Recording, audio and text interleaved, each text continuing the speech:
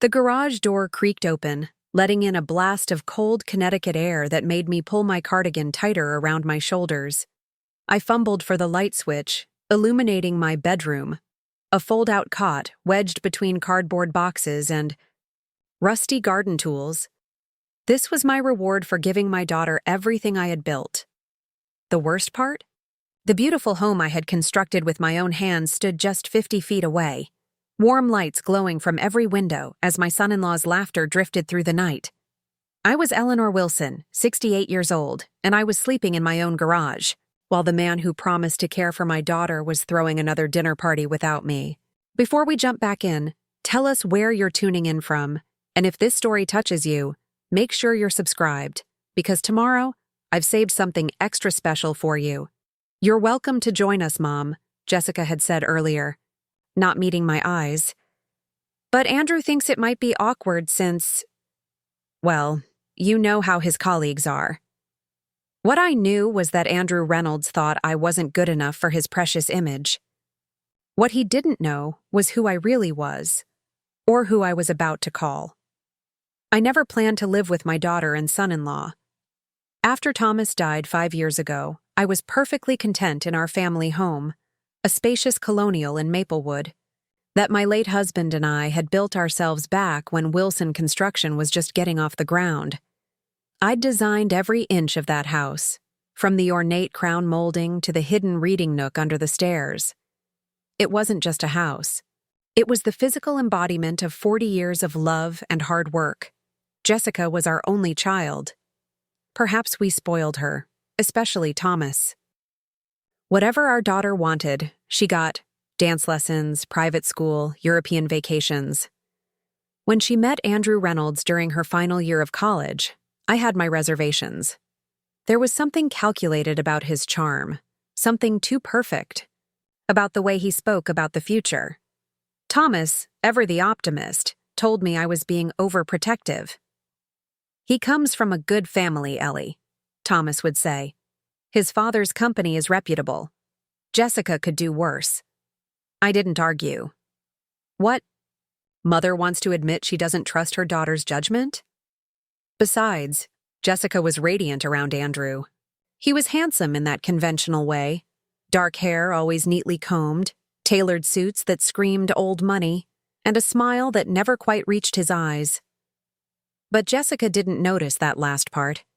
She saw the man who brought her flowers and promised her the world.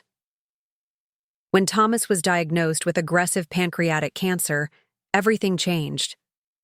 The man who had built houses for half the families in Maplewood deteriorated before my eyes. During those final months, all he talked about was making sure Jessica would be taken care of. "Promise me you'll look after our girl," he'd whispered, his once strong hand gripping mine with surprising force. "Make sure she has everything she needs." I promised. How could I not? 3 months after the funeral, Andrew proposed to Jessica. The wedding was elaborate, much more extravagant than Thomas and I had ever envisioned for our daughter. Andrew's parents, Robert and Patricia Reynolds, made it clear from the beginning that they expected a certain standard. Patricia's comments still echo in my mind. "We should really host the reception at the country club," she'd said, eyeing my home with barely concealed disdain. "The Wilson house is charming, but hardly suitable for the guest list." I bit my tongue. This was Jessica's day, not mine. I wanted her to be happy. After the honeymoon, Andrew started dropping hints about their living situation. The newlyweds were staying in a luxury apartment downtown, paid for by Andrew's parents. "Jessica really misses Maplewood," he mentioned during Sunday dinner. "She talks about raising children in the house where she grew up. It would mean so much to her." I should have seen it for what it was, manipulation. But grief had softened my edges.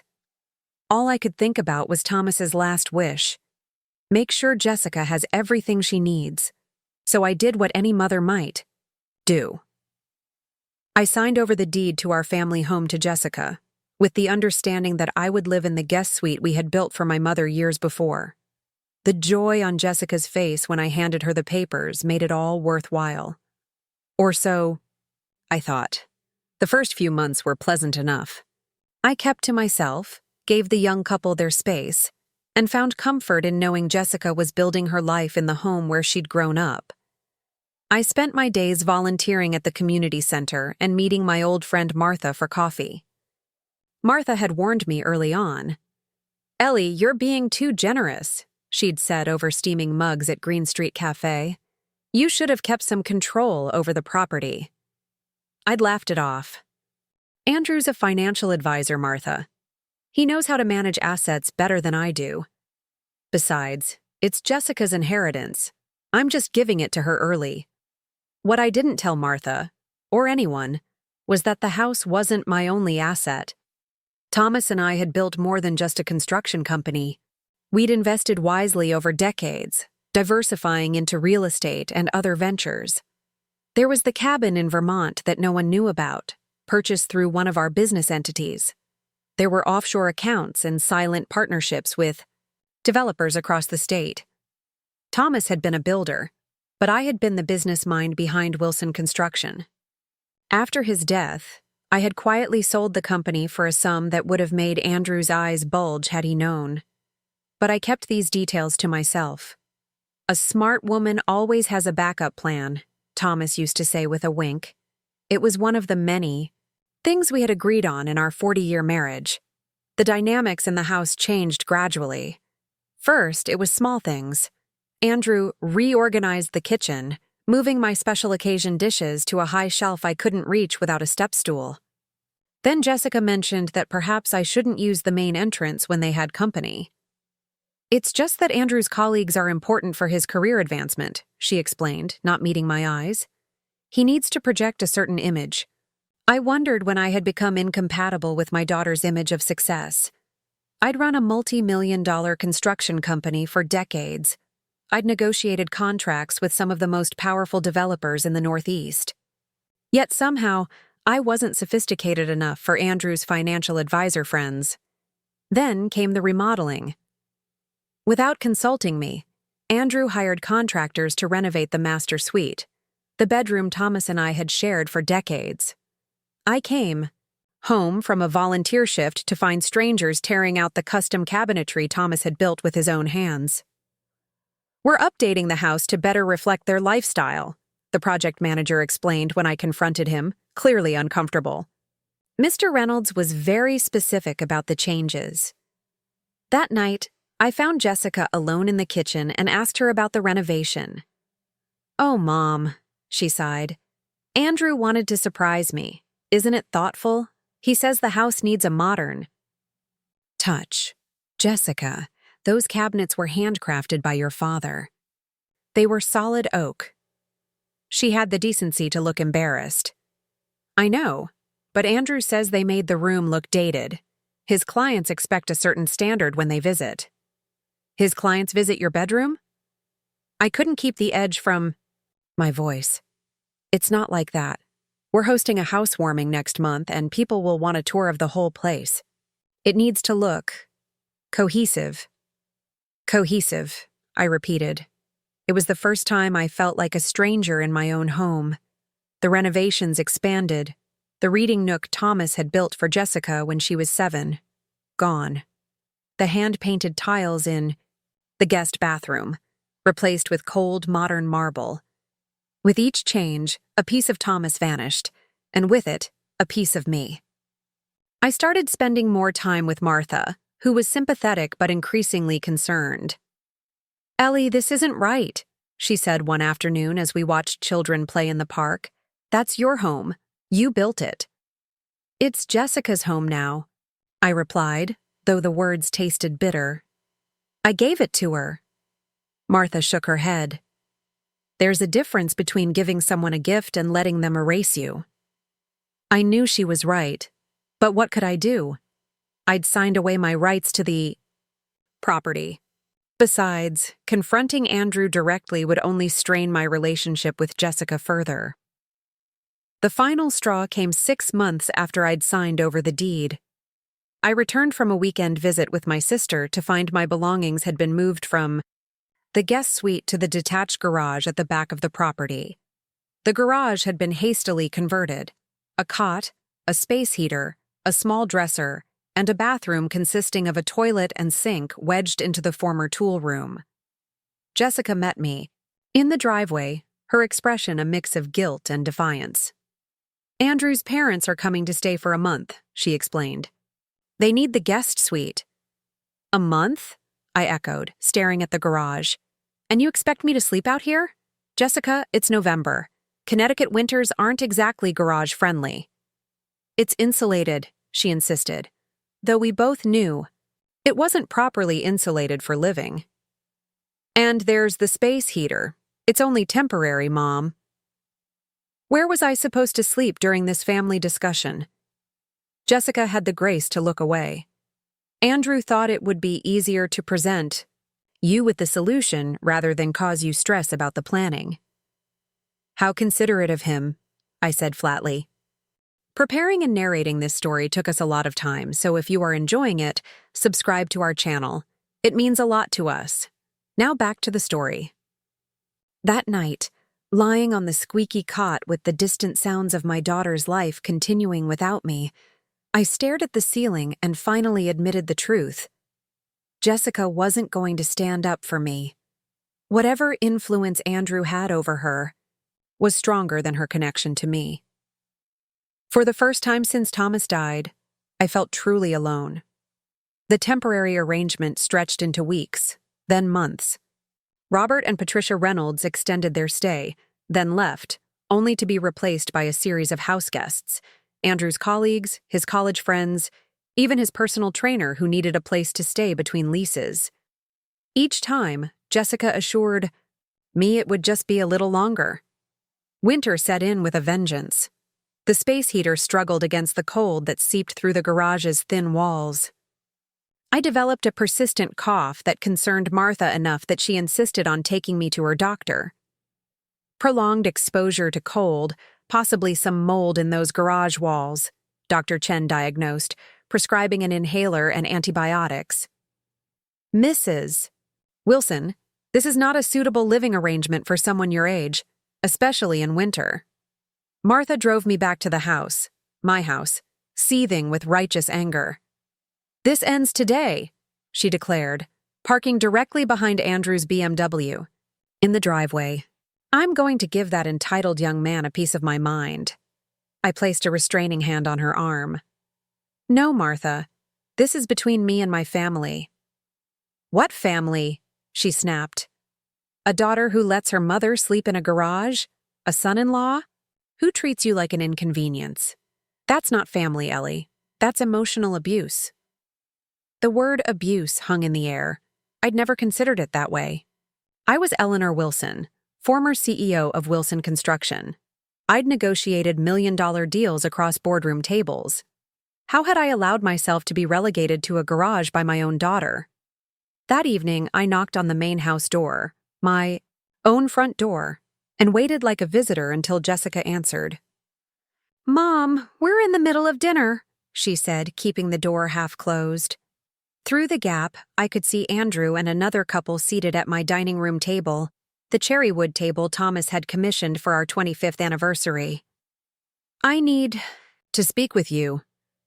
Both of you," I added, making sure my voice carried to Andrew. Jessica glanced back nervously. "Can it wait? Andrew's hosting his new clients." "No, it can't wait. I've been diagnosed with a respiratory infection from living in that unheated garage. My doctor says I can't stay there anymore." Andrew appeared behind Jessica, his perfect smile fixed in place. "Eleanor, we have guests. Surely this can wait until morning. Jessica will bring you some extra blankets." I looked past him to the couple at the table, who were watching with undisguised curiosity. "Hello," I called out. "I'm Eleanor Wilson. This was my home before I gave it to my daughter. Now I sleep in the garage while my son-in-law entertains in the house my husband built. How are you enjoying your dinner?" The woman's eyes widened, and she whispered something to her husband. Andrew's smile faltered for the first time. "Eleanor, that's enough," he hissed, moving to block my view. You're embarrassing, Jessica. I turned to my daughter, searching for any sign of the young woman who had once adored her father and me. Am I embarrassing you, Jessica?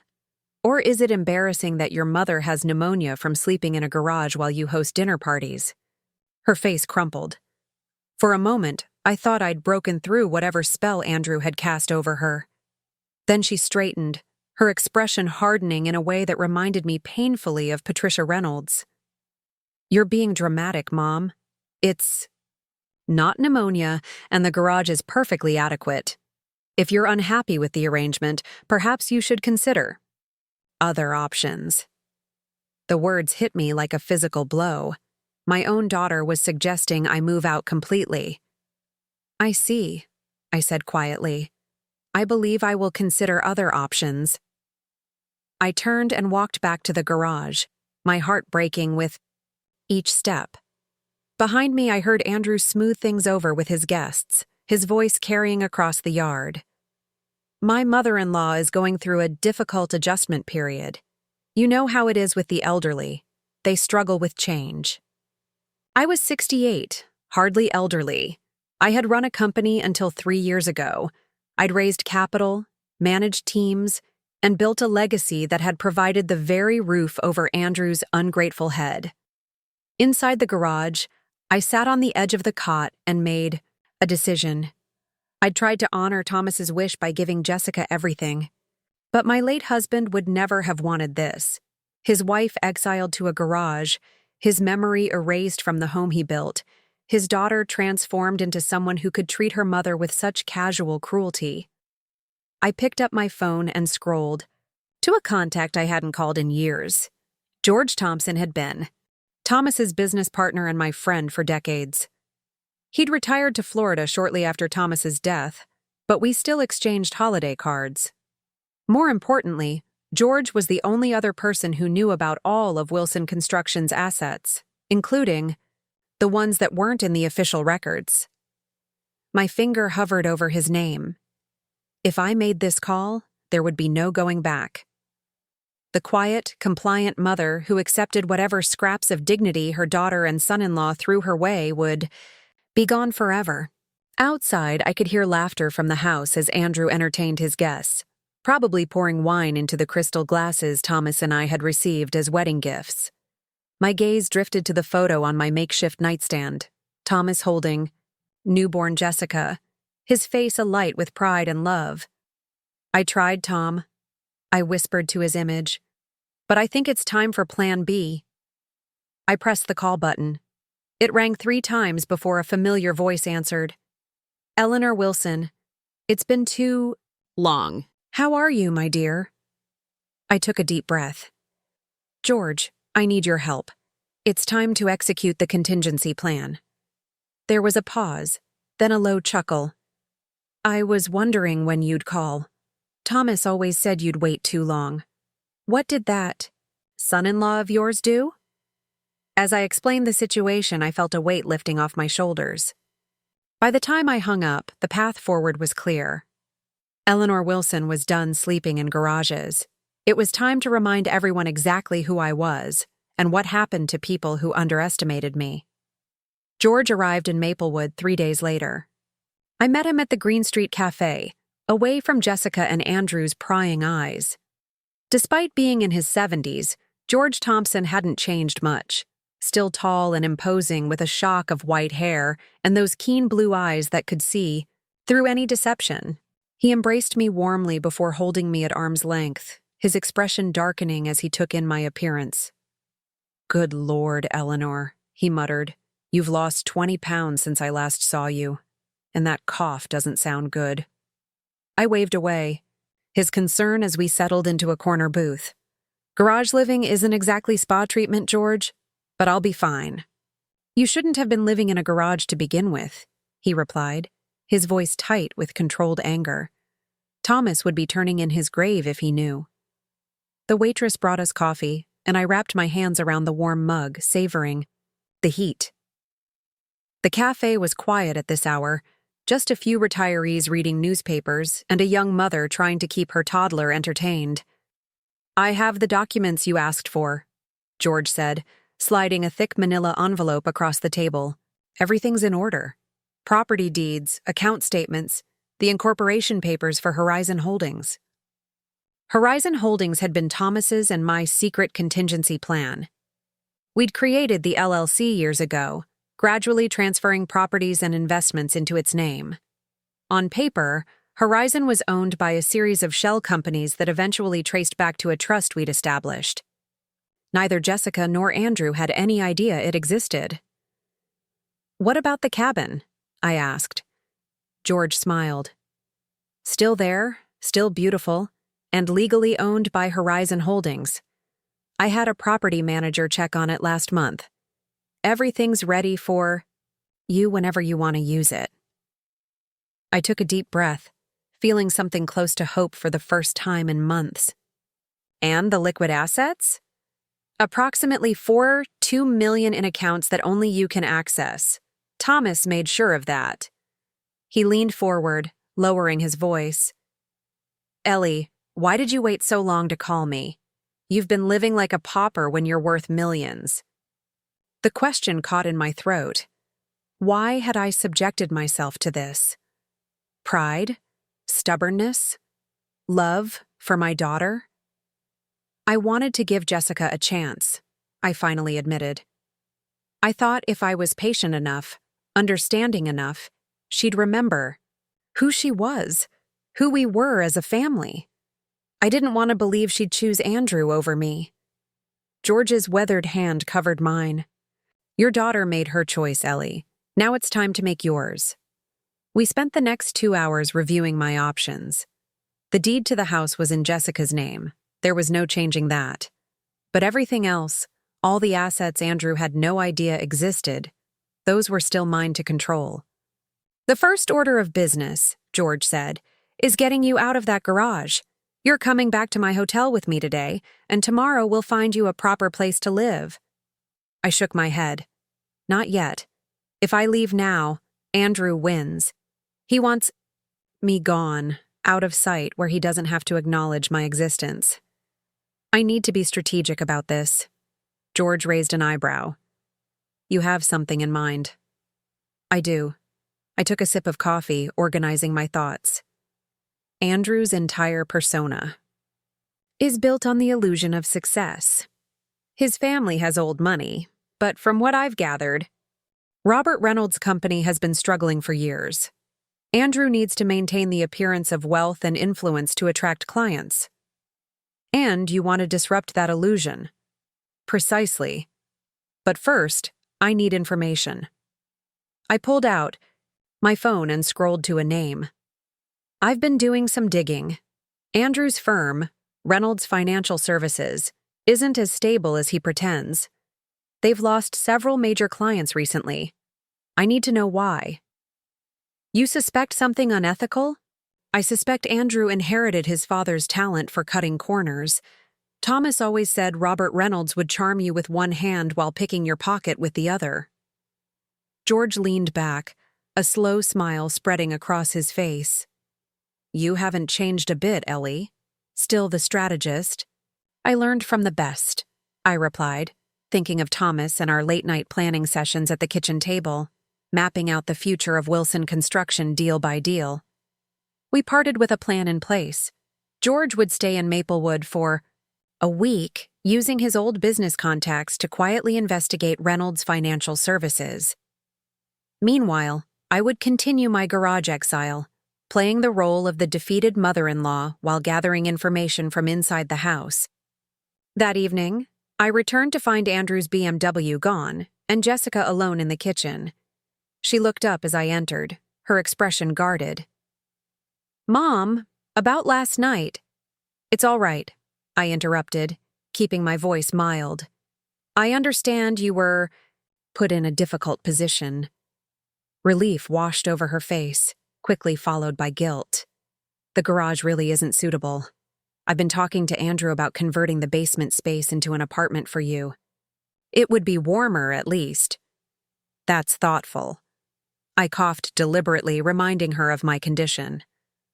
"Though Dr. Chen did say I need to avoid damp spaces because of my lungs."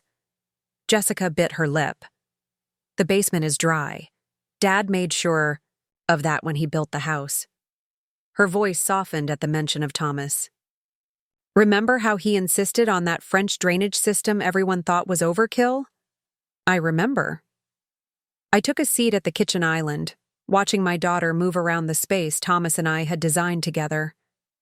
Your father was always thinking ahead, planning for every contingency. He was amazing that way. A genuine smile flickered across her face, and for a moment, I saw my Jessica again, not the woman Andrew had molded her into. Have you heard from Andrew's parents lately? I asked, keeping my tone conversational. Jessica tensed slightly. They're in Palm Beach for the winter. Why? Just curious. Robert mentioned some changes at the firm when they were staying here. I wondered how that was going. What changes? Her voice sharpened. I shrugged. Something about restructuring. I'm sure it's nothing important. Jessica turned away, busying herself with wiping down the countertop. Andrew doesn't really discuss business with me. Interesting. In all our family dinners before the wedding, Andrew had boasted about how he involved Jessica in every aspect of his life, including his financial practice. Partners in everything, he'd declared, raising a toast. Apparently, that partnership had limits. Of course, I said. It was probably just small talk. I stood, making a show of steadying myself against the counter. I should get back to the garage. I'm feeling a bit tired. Jessica's eyes flickered with worry. Mom, are you okay? You look pale. Just the infection. Dr. Chen says it'll take time to clear up. Maybe we should look into assisted living options, she suggested, tentatively. Somewhere with proper medical supervision. I almost laughed. Assisted living? At 68? With my faculties intact and my bank accounts healthy? But I kept my expression neutral. Perhaps, though those places are expensive. Andrew knows someone who runs a very nice facility in Glastonbury. Nothing too extravagant, but clean and well managed. In other words, cheap. I nodded thoughtfully. I'll consider it, though I'm not sure what I'd use for payment. The house was my main asset, and my Social Security barely covers my medications. It was a blatant lie. Thomas and I had excellent insurance and substantial savings outside of the house, but Jessica didn't need to know that, not yet. We could help, she offered, though her tone lacked conviction. Andrew and I, that's very generous. But you, too, are just starting out. I wouldn't want to be a burden. I headed toward the door, then paused. Jessica, are you happy? The question caught her off guard. Of course I am. Why would you ask that? You just seem different lately. Less like yourself and more like... Like what? Her defenses were rising. Like Patricia, I said simply. Color drained from her face. If there was one person Jessica had always sworn she'd never emulate, it was her mother-in-law. Patricia Reynolds's cold perfectionism and materialistic values had been sources of many eye rolls and complaints during Jessica's engagement. That's ridiculous, she said. I'm nothing like her. I hope not. I opened the door. Because Patricia would ship her mother off to a cut-rate nursing home without a second thought. I've always believed you had more of your father in you than that. I left her standing in the kitchen, her mouth slightly open. It was a calculated risk, pushing her that way, but I needed to plant seeds of doubt. The Jessica I'd raised was still in there somewhere, beneath layers of Andrew's influence. Back in the garage, I reviewed the documents George had brought. The cabin in Vermont was ready whenever I needed it. A beautiful 3-bedroom property, on 5 acres, purchased through Horizon Holdings 10 years ago when Thomas and I were planning our retirement. We'd kept it off the family radar, our private escape. There were also statements from accounts in 3 different banks, all healthy and untouched since Thomas's death. The incorporation papers for Horizon showed that I was the sole managing member, with full authority to act on the company's behalf. Most interesting was a folder labeled Reynolds Financial, Preliminary. George had already begun his investigation, pulling public records and news stories about Robert Reynolds' firm. Nothing incriminating yet, but there were patterns. Complaints withdrawn suddenly, settlements with confidentiality clauses, former employees who refused to provide references. My phone buzzed with a text from George. "Dinner tomorrow? Found. Something interesting." I replied with a simple yes, then settled onto my cot, mind racing with possibilities. For the first time since Thomas died, I felt the familiar surge of adrenaline that came with tackling a complex problem. Andrew Reynolds had no idea what was coming. The next evening, I told Jessica I was having dinner with Martha, then met George at an upscale restaurant in the next town over. He was already seated when I arrived, nursing a scotch and looking pleased with himself. "You're going to enjoy this," he said as I took my seat. I made contact with a former employee of Reynolds Financial, junior advisor named Olivia Chen. Left the firm about 8 months ago under mysterious circumstances. And she was willing to talk? Not at first. But when I mentioned I was representing a potential investor concerned about ethics, she agreed to meet. George slid his phone across the table, displaying a photo of a professional-looking Asian woman in her mid-40s. "She's smart, Ellie. Top of her class at Wharton, impeccable credentials." Reynolds recruited her heavily, then sidelined her when she started asking questions. Questions about what? Client accounts, specifically discrepancies in reported returns versus actual performance. She suspected someone was manipulating the numbers to keep clients happy while skimming from the accounts. My blood ran cold. Securities fraud. Potentially. She couldn't prove anything. Reynolds keeps their systems locked down tight. But she saw enough to make her uncomfortable. When she raised concerns to Robert, he dismissed her. When she went to Andrew, he had her terminated the next day. Did she report it? She filed a complaint with the Securities and Exchange Commission, but without solid evidence, they couldn't pursue it. She's been blacklisted from most firms in the area. Reynolds made sure of that. She's working as a financial consultant for small businesses now, barely making ends meet. I digested this information. Would she be willing to meet with me? She's cautious, but yes. I told her you might have resources that could help her case. She's meeting us for coffee tomorrow. We ordered dinner, and I filled George in on my conversation with Jessica.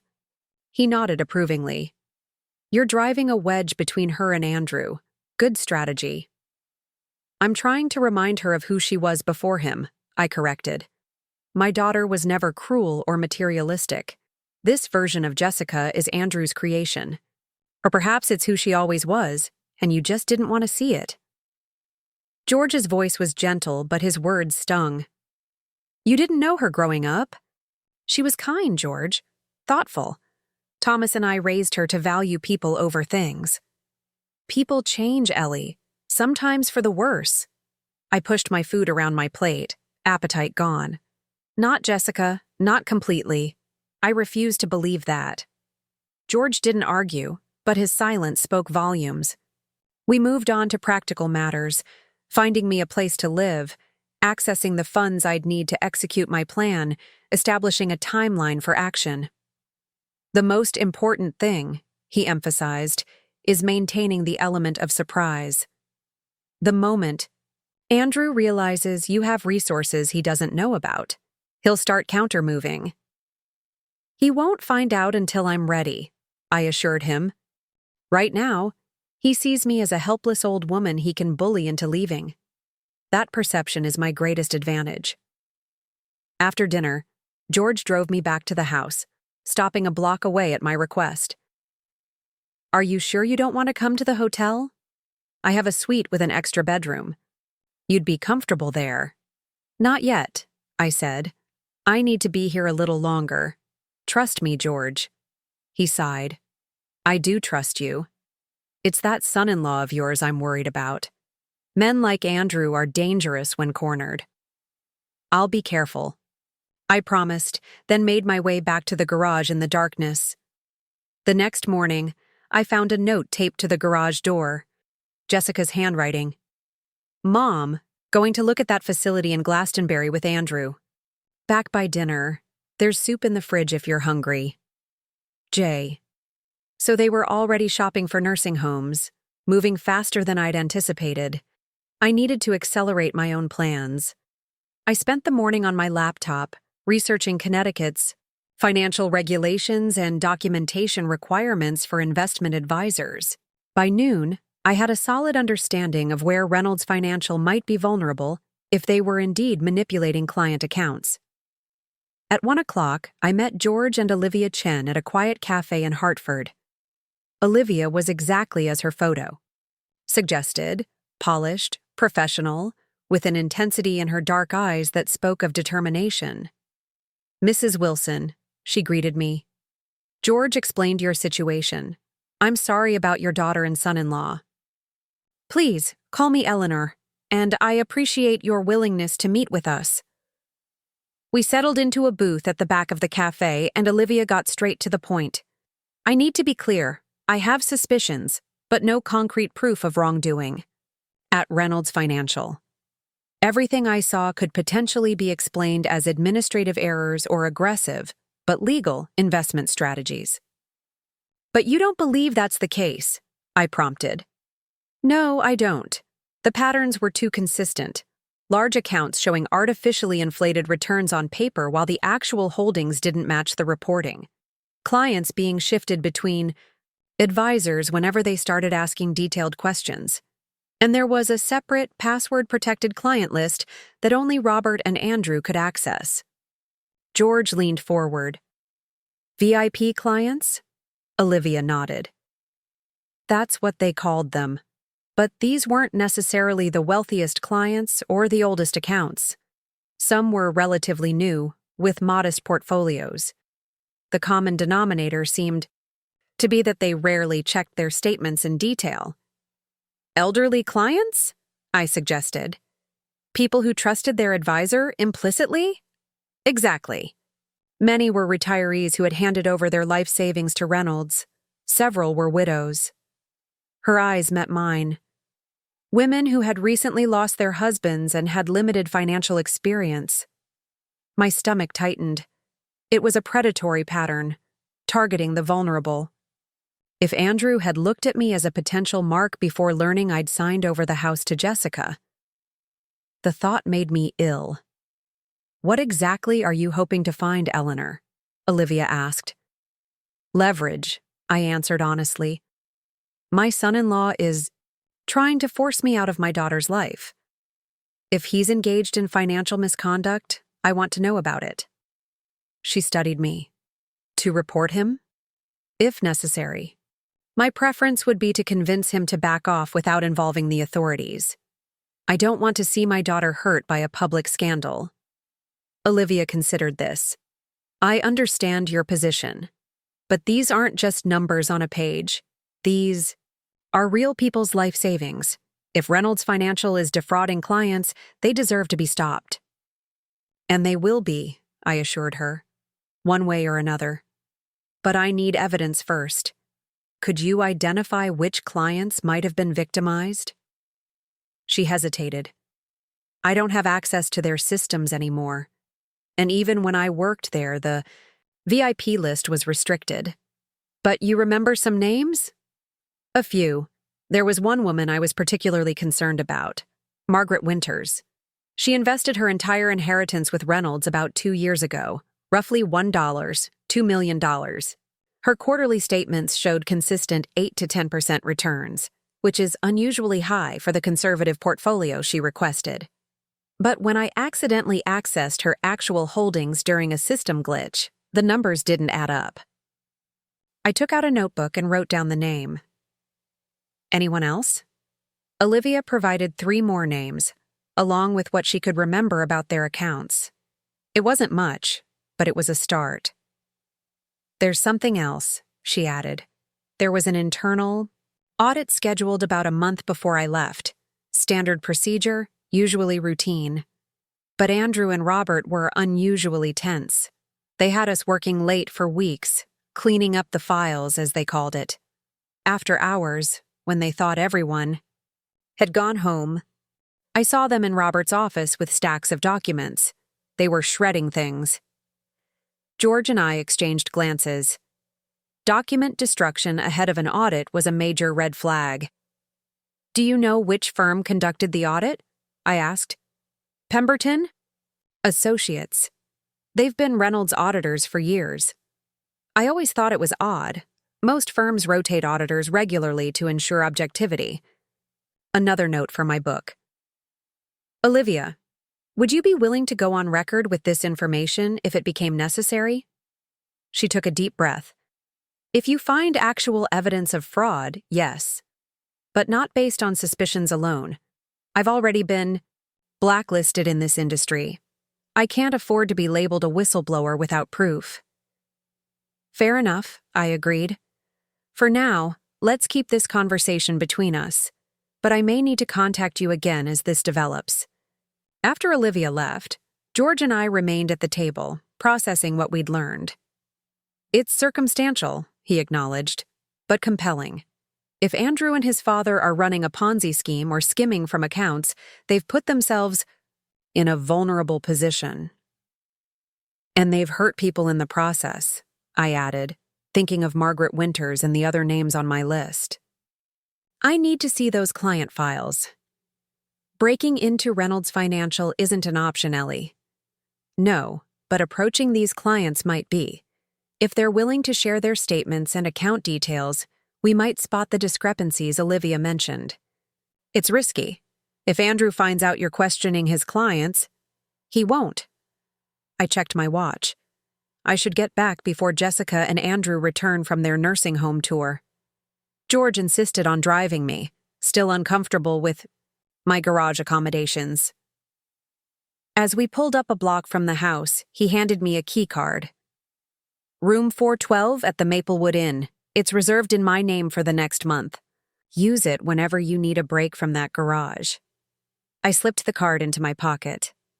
"Thank you, George, for everything." "Thomas would be proud of you, Ellie. Standing your ground, protecting what matters." I smiled, though tears pricked at my eyes. What matters is setting things right. Not just for me, but for Jessica, too. She deserves better than a husband who preys on the vulnerable. And if she doesn't see it that way? If she chooses him, despite knowing the truth? It was the question I'd been avoiding. Then at least I'll have tried. I owe Thomas that much. I walked back to the garage, my mind racing with plans. If Andrew Reynolds was engaged in financial fraud, I needed proof, not just to protect myself, but to save my daughter from a man who would sacrifice her future for his own gain. And perhaps, in the process, I might be able to help Margaret, Winters and others like her recover what was rightfully theirs. As I approached the property, I noticed Andrew's car was already in the driveway. They'd returned earlier than expected. Through the kitchen window, I could see Jessica and Andrew in what appeared to be a heated discussion. Jessica's arms were crossed defensively while Andrew loomed over her, his face tight with anger. I slowed my pace, watching. Whatever they were arguing about, it was serious. Jessica shook her head emphatically, then turned away. Andrew grabbed her arm, spinning her back to face him. Even from this distance, I could see the flash of fear across my daughter's face. My blood ran cold. In that moment, the pieces clicked into place. Jessica's increasing isolation, her subtle flinches when Andrew moved too quickly, the careful way she monitored his moods. This wasn't just about control or money. My daughter was afraid of her husband. I'd been approaching this as a battle of wits, a strategic game to outmaneuver Andrew. But now I understood the stakes were far higher than I'd realized. This wasn't just about reclaiming my dignity or exposing financial misconduct. It was about saving my daughter from a man who might be dangerous. I retreated to the shadows of the garden shed, pulling out my phone to text George. "Need to move faster. Jessica. May be in danger." His reply came seconds later. "Coming back." Be there in 20. Don't confront him. I tucked the phone away, my heart pounding. 20 minutes felt like an eternity with my daughter inside that house. Through the window, I could see Andrew gesturing angrily, his face contorted. Jessica had backed against the counter, making herself smaller. I had no proof he'd ever physically hurt her, but emotional abuse was often the precursor to violence. I couldn't wait for George. I needed to interrupt whatever was happening in that kitchen. Taking a deep breath, I straightened my shoulders and walked purposefully toward the back door. Eleanor Wilson had spent enough time hiding in garages. It was time to step back into the light and into the fight for my daughter's future. I rapped sharply on the back door, not waiting for an invitation before turning the handle. The argument inside stopped abruptly as I stepped into the kitchen. Andrew's expression shifted instantly, the rage dissolving into his practiced charm with disturbing ease. "Eleanor," he said smoothly, "we were just discussing the Glastonbury facility.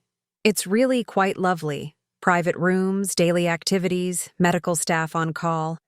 I think you'd be comfortable there." Jessica wiped hastily at her eyes, forcing a smile that didn't reach them. "Mom, I thought you were out with Martha today." "Plans changed," I replied, looking directly at Andrew. "Is everything all right?" I could hear raised voices from the driveway. "Just a small disagreement about finances," Andrew said dismissively. "Nothing for you to worry about." "Really?" Because it looked rather intense from where I was standing. Andrew's smile tightened. "Were you spying on us, Eleanor?" "Observing," I corrected. "There's a difference. Just as there's a difference between a disagreement and whatever I just witnessed." Jessica stepped between us, her hands fluttering, nervously. "It's nothing, Mom, really. Andrew's just stressed about work.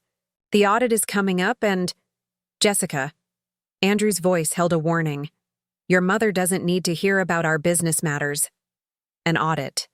Just like Olivia had mentioned, the timing couldn't be coincidental. "Actually," I said, moving to the refrigerator as if I were simply looking for something to eat, "I'd be happy to help if you're preparing for an audit. I managed Wilson Construction's books for 30 years. Numbers are kind of my specialty." Andrew laughed, the sound hollow and condescending. "That's very kind, Eleanor, but Reynolds Financial is several magnitudes more complex than a local construction company. We have certified accountants for that sort of thing." I pulled out the container of soup Jessica had mentioned in her note, keeping my expression neutral despite the insult. "Of course, just offering. Though Thomas and I did manage a multi-million-dollar business with operations across 3 states. Not quite as provincial as you might think." Jessica glanced at Andrew, a flicker of defiance in her eyes. "Dad's company was really successful, Andrew. They built half the commercial properties in the county, and yet they sold it off rather than expanding," he replied. "A lack of vision, perhaps. If only he knew. Thomas and I had sold the company at its peak value, anticipating the construction slowdown that hit 6 months later.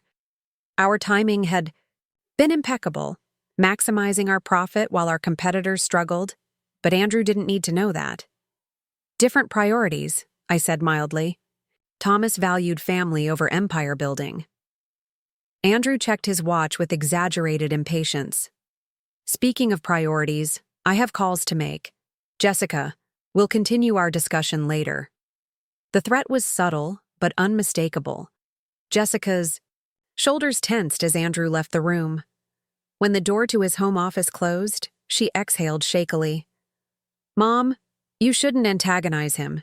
He's under a lot of pressure right now." I heated the soup in the microwave, choosing my words carefully. "What kind of pressure exactly?" Jessica busied herself wiping down the already spotless counter. "Just work stuff. The markets have been volatile. Clients are nervous. You know how it is." "Is that why you were arguing? About client concerns?" Her hands stilled. "Not exactly." "Then what exactly?" She looked toward Andrew's office, lowering her voice. He wants to use the house as collateral for a business loan. I told him I wasn't comfortable with that. The house. My house. The home Thomas had built with his own hands, that I had signed over to Jessica with the understanding it would be her security, her legacy. Now Andrew wanted to gamble it on whatever financial hole he was trying to fill. "Why does he need a loan?" I asked, keeping my voice even despite the anger bubbling beneath the surface. "It's a short-term cash flow issue. He says it's normal in the financial industry. Sometimes you need to cover client withdrawals while waiting for other investments to mature." She hesitated. "But it's a lot of money, Mom, and the house would be the only collateral." Red flags were waving frantically in my mind. This wasn't normal industry practice. It was classic Ponzi scheme behavior. Using new money to pay existing investors while trying to maintain the illusion of legitimacy. "How much money are we talking about?" Jessica bit her lip. $2 million. I nearly dropped my soup bowl. $2 million? Jessica, that's not a cash flow issue. That's a catastrophe. What happens if the loan isn't repaid? You'd lose the house. Andrew says it's perfectly safe. The investments will mature next quarter, and everything will balance out. It's just temporary. I set down my spoon, choosing my next words with extreme care. "Have you seen documentation of these investments? Confirmation that they actually exist and will mature as he claims?"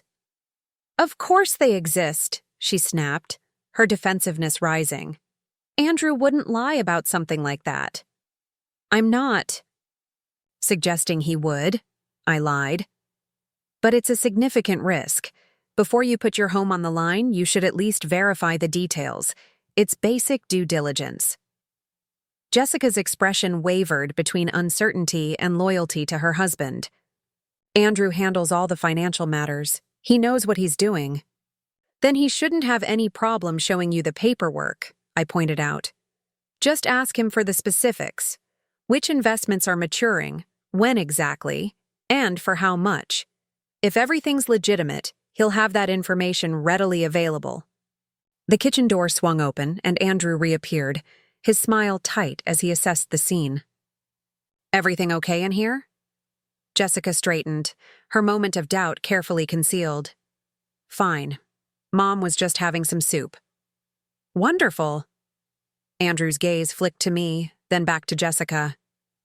"I've just spoken with the director at Whispering Pines. They have an opening next week for your mother. Small room, but private bath and within our budget." My budget, he meant. The fictional budget of a supposedly destitute widow. "That seems awfully rushed," I commented. "I haven't even toured the facility." "They'll arrange a visit tomorrow, but spaces fill quickly, so we'd need to put down a deposit to hold it." He turned to Jessica. "I told her we'd bring a check by in the morning." Jessica looked uncertain. "Shouldn't we discuss this with Mom first? Maybe look at a few more options?" Andrew's smile didn't falter, but something cold flickered in his eyes. "We've already looked at 3 facilities, darling, and given your mother's health concerns, the garage simply isn't suitable. Unless you'd prefer she move into the guest suite again?" The question was loaded with implication. Jessica glanced at me apologetically. "The deposit makes sense. We can always get it back if you don't like the place, right?" "Of course," Andrew assured her, though I doubted the truth of that statement. I stood, gathering my dignity. "I appreciate your concern for my welfare, Andrew, but I'm not ready to make that decision yet. I'd like to explore all my options." His expression hardened. "Options require resources, Eleanor. Resources you don't have. Jessica and I are trying to be generous here, but our patience and finances have limits." Before I could respond, the doorbell rang. Andrew frowned, checking his watch again. "Are we expecting someone?" "I'll get it," Jessica said quickly, seeming relieved by the interruption. A moment later, George's booming voice carried from the entryway. "There she is.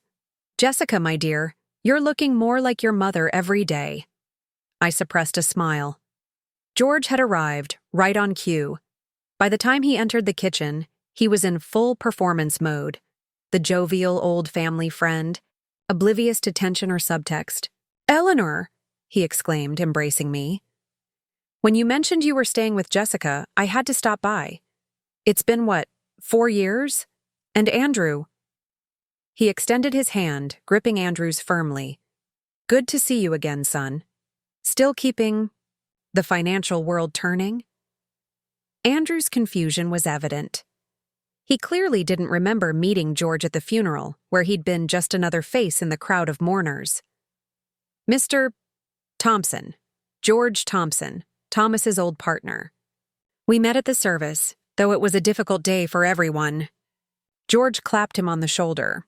"I hope you don't mind the intrusion. I'm in town for a few days on business and wanted to check in on Eleanor."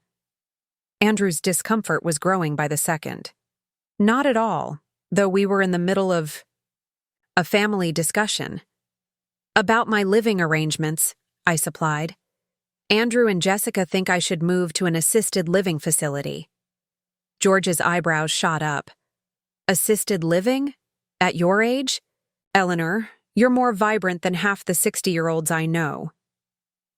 "Mom's been sick," Jessica explained. "The garage isn't properly insulated, and with winter coming—" "The garage?" George interrupted, his performance slipping momentarily, as genuine outrage broke through. "You're living in the garage, Eleanor?" I nodded. "It's a temporary arrangement. That won't do at all." George turned to Andrew, his voice hardening slightly. "Surely a man of your means can find better accommodations for your mother-in-law than a garage." Thomas Wilson would be appalled. Andrew bristled at the implied criticism. "We've offered alternatives. Eleanor has been resistant." "Resistant to being shipped off to a nursing home, perhaps," George replied. "But surely there are other options. What about renting her an apartment nearby, or converting part of this enormous house into a private space for her?" "We've considered those options," Andrew said stiffly. "They're not financially viable at the moment." George made a show of looking around the expensively renovated kitchen. "Really? Forgive me, but you seem to be doing quite well for yourselves. Custom cabinetry, high-end appliances. Thomas would be impressed by the upgrades." I watched Andrew's expression darken. George was deliberately provoking him, pushing buttons to see how he'd react under. So far, the results were revealing. "Our financial situation is private," Andrew said coldly. "And pressure, frankly, none of your business." George raised his hands in mock surrender. "You're absolutely right. Forgive an old man's impertinence. I'm just concerned about Eleanor. Thomas and I were partners for 30 years. She's like family to me." Jessica, ever the peacemaker, jumped in. "We're concerned about her too, Mr. Thompson. That's why we're looking at assisted living options. Mom needs proper care, especially with her health issues." George turned to me, his concern appearing genuine. "Health issues? Eleanor, you didn't mention anything serious in your Christmas card." "Respiratory infection," I explained. "From the garage conditions." George's expression darkened. "I see." He seemed to make a decision, pulling out his wallet and extracting a business card. "Well, I'm staying at the Maplewood Inn for the next few days. Eleanor, why don't you join me for dinner tomorrow? We can catch up properly." He handed me the card, then turned to Andrew and Jessica. "You're both welcome too, of course." Andrew opened his mouth, likely to refuse, but Jessica spoke first. "That would be lovely, Mr. Thompson. What time?" 7 o'clock? The hotel restaurant is quite good." "Perfect." Jessica smiled, though it didn't reach her eyes. "We'll be there." After George left, Andrew rounded on Jessica. "Why did you accept that invitation? We have the charity gala tomorrow night." "That's not until 9, Jessica countered. "We can do both. Besides, Mr. Thompson is Dad's old friend. It would be rude to refuse." Andrew's jaw tightened, but he didn't argue further. Instead, he turned to me. Your friend seems quite concerned about your welfare, Eleanor. Perhaps he'd like to contribute to your care expenses, since he finds our solutions so inadequate.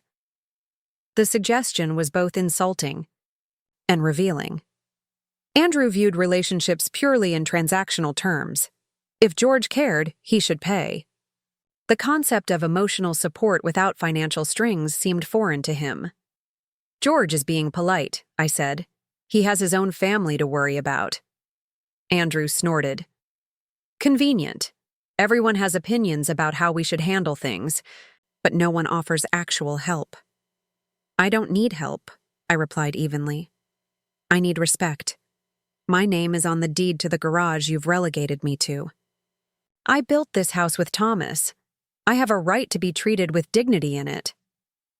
Your name was on the deed, Andrew corrected. You signed it over, remember? Legally, this property belongs to Jessica now. Andrew, stop, Jessica said quietly. Mom knows what she signed. Does she? Andrew challenged. Because she seems to have forgotten that her generous gesture came with practical limitations. We can't afford to maintain this house and finance a separate apartment for her.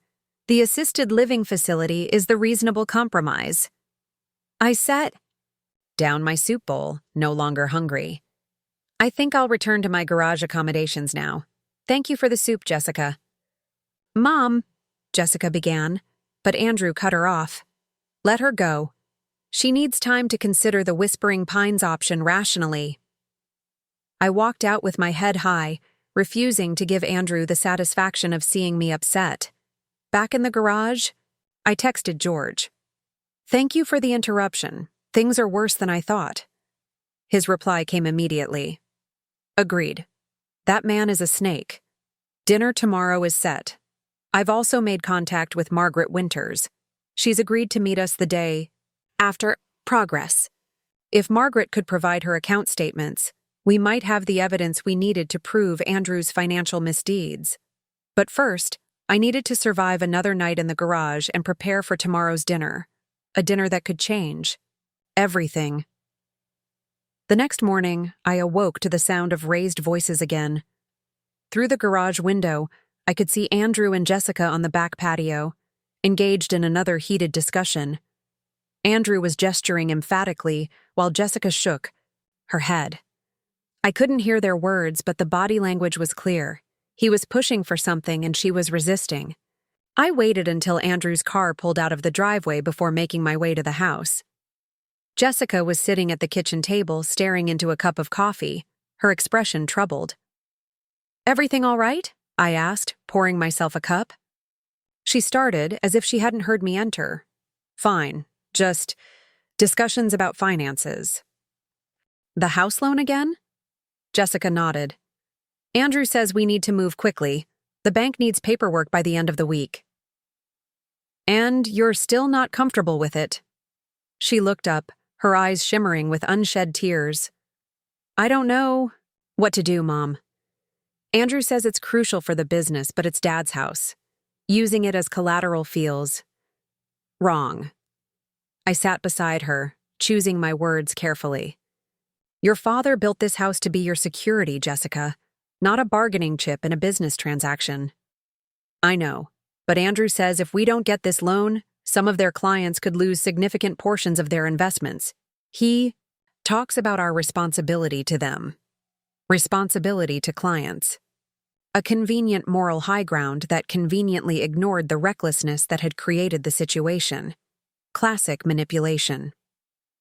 If the firm is in that kind of trouble, I suggested gently, perhaps it's time to bring in outside help. Financial? Regulators even. They can sometimes arrange protection for clients while restructuring occurs. Jessica paled. Andrew would never agree to that. He says any hint of instability would cause a run on the firm.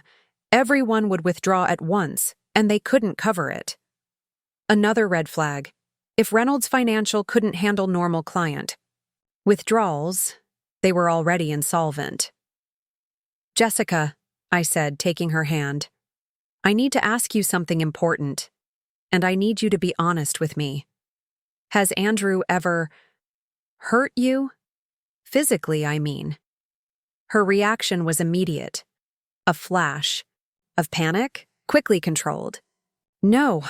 Why would you ask that? Because I've seen how tense you get when he's angry. The way you watch his movements, anticipate his moods. It's not healthy, Jess. He's under a lot of stress. The defense was automatic, rehearsed. Sometimes, he raises his voice, but he'd never. He wouldn't do that.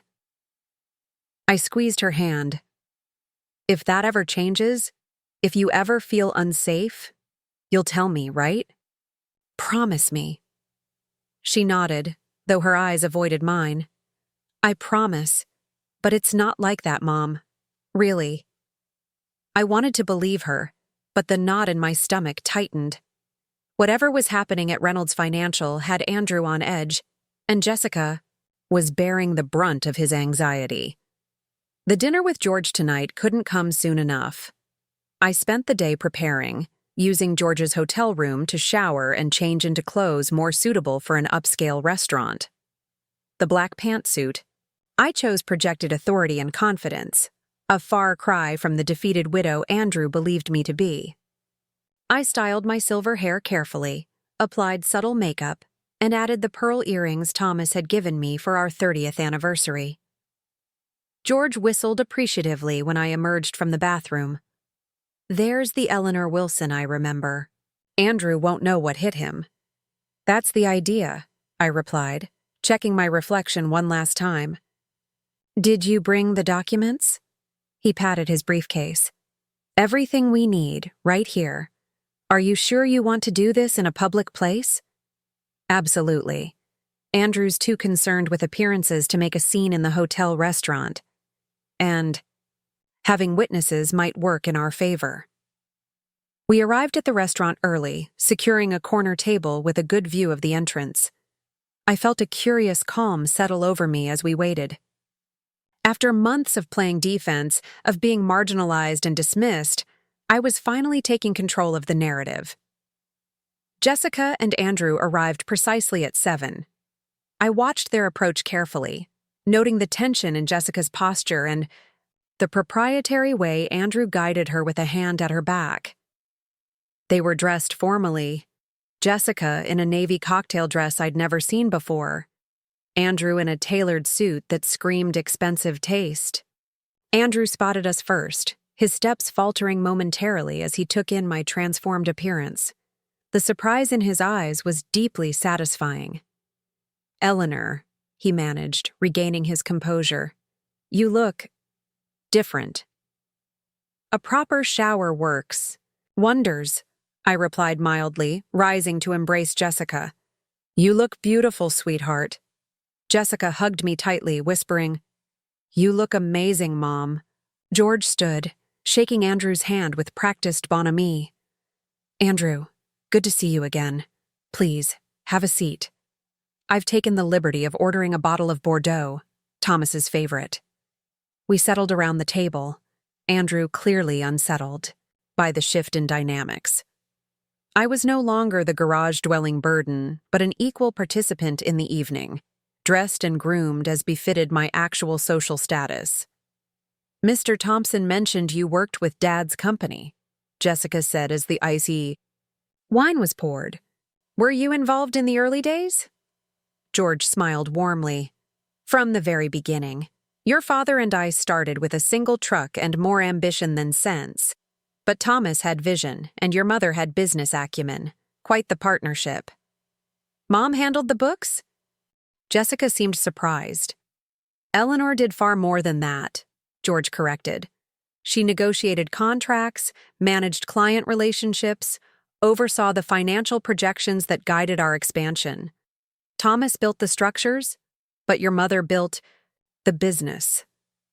Andrew sipped his wine, his expression skeptical. Interesting. Eleanor never mentioned her executive experience to me. You never asked, I replied simply. The waiter arrived to take our orders, providing a momentary reprieve from the tension. Once he departed, George steered the conversation toward business matters. Andrew, Eleanor tells me you're preparing for an audit at Reynolds Financial. Always a stressful time for any firm. Andrew's grip tightened on his wine glass. Just routine. Nothing to be concerned about. Of course, George agreed pleasantly. Though in my experience, audits tend to get more complicated when there are discrepancies. Andrew's eyes narrowed. What exactly are you implying, Mr. Thompson? Not implying anything, George assured him, just making conversation. The financial industry is heavily regulated for good reason. Client trust is paramount. Indeed it is, Andrew replied coldly, which is why we maintain the highest ethical standards at Reynolds Financial. I caught Jessica watching this exchange with growing unease. She could sense the undercurrents, even if she didn't understand their source. Speaking of client trust, I interjected smoothly. I was thinking about our conversation yesterday, Jessica, about the house loan. Andrew's attention snapped to me. That's a private family matter, Eleanor. Is it? It affects me too. That house was my home for 40 years. I built it with Thomas. I turned to Jessica. Have you asked to see documentation about these investments that Andrew says will mature next quarter? The ones that would repay the loan? Jessica paled. Mom, this isn't the time. It's a reasonable question, George commented. Due diligence is essential in any financial transaction, especially one involving your primary residence. Andrew set down his glass carefully. With all due respect, Mr. Thompson, our family finances are none of your business. Perhaps not, George conceded. But as Thomas's old friend and Eleanor's current advisor, I feel a certain responsibility. Advisor? Andrew repeated, his voice sharp. What exactly are you advising her on? George opened his briefcase and removed a manila folder. Financial matters primarily. Eleanor asked me to review her options given her current accommodations. Andrew's expression darkened. Eleanor has no options. The house is in Jessica's name, and Eleanor has no other significant assets. That's where you're wrong, I said quietly. The moment had arrived. I have options, Andrew. Many of them. I nodded to George, who slid the folder across the table. Jessica, curious despite her discomfort, opened it. Inside were statements for accounts she'd never seen before, accounts totaling over $4 million. Her eyes widened in shock. Mom, what is this? Where did this money come from? Your father and I were always careful planners, I explained. We never kept all our eggs in one basket. The house was just one asset among many. Andrew snatched the folder, scanning the documents with growing alarm. This is impossible. You never mentioned these accounts. You never asked, I repeated. You assumed I was destitute because it suited your narrative. Just as you assumed I was financially illiterate because I'm an older woman. Jessica looked between us, confusion giving way to understanding. You've had money all this time? While living in our garage? I wanted to see what would happen, I admitted. How you and Andrew would treat me when you thought I had nothing to offer. It was educational. Andrew's face had turned an interesting shade of red. This changes nothing. The house is still in Jessica's name. True, I acknowledged, and it can stay that way. I don't want the house back, Jessica. It was always meant to be yours. Then what do you want? Andrew demanded. Respect, I said simply.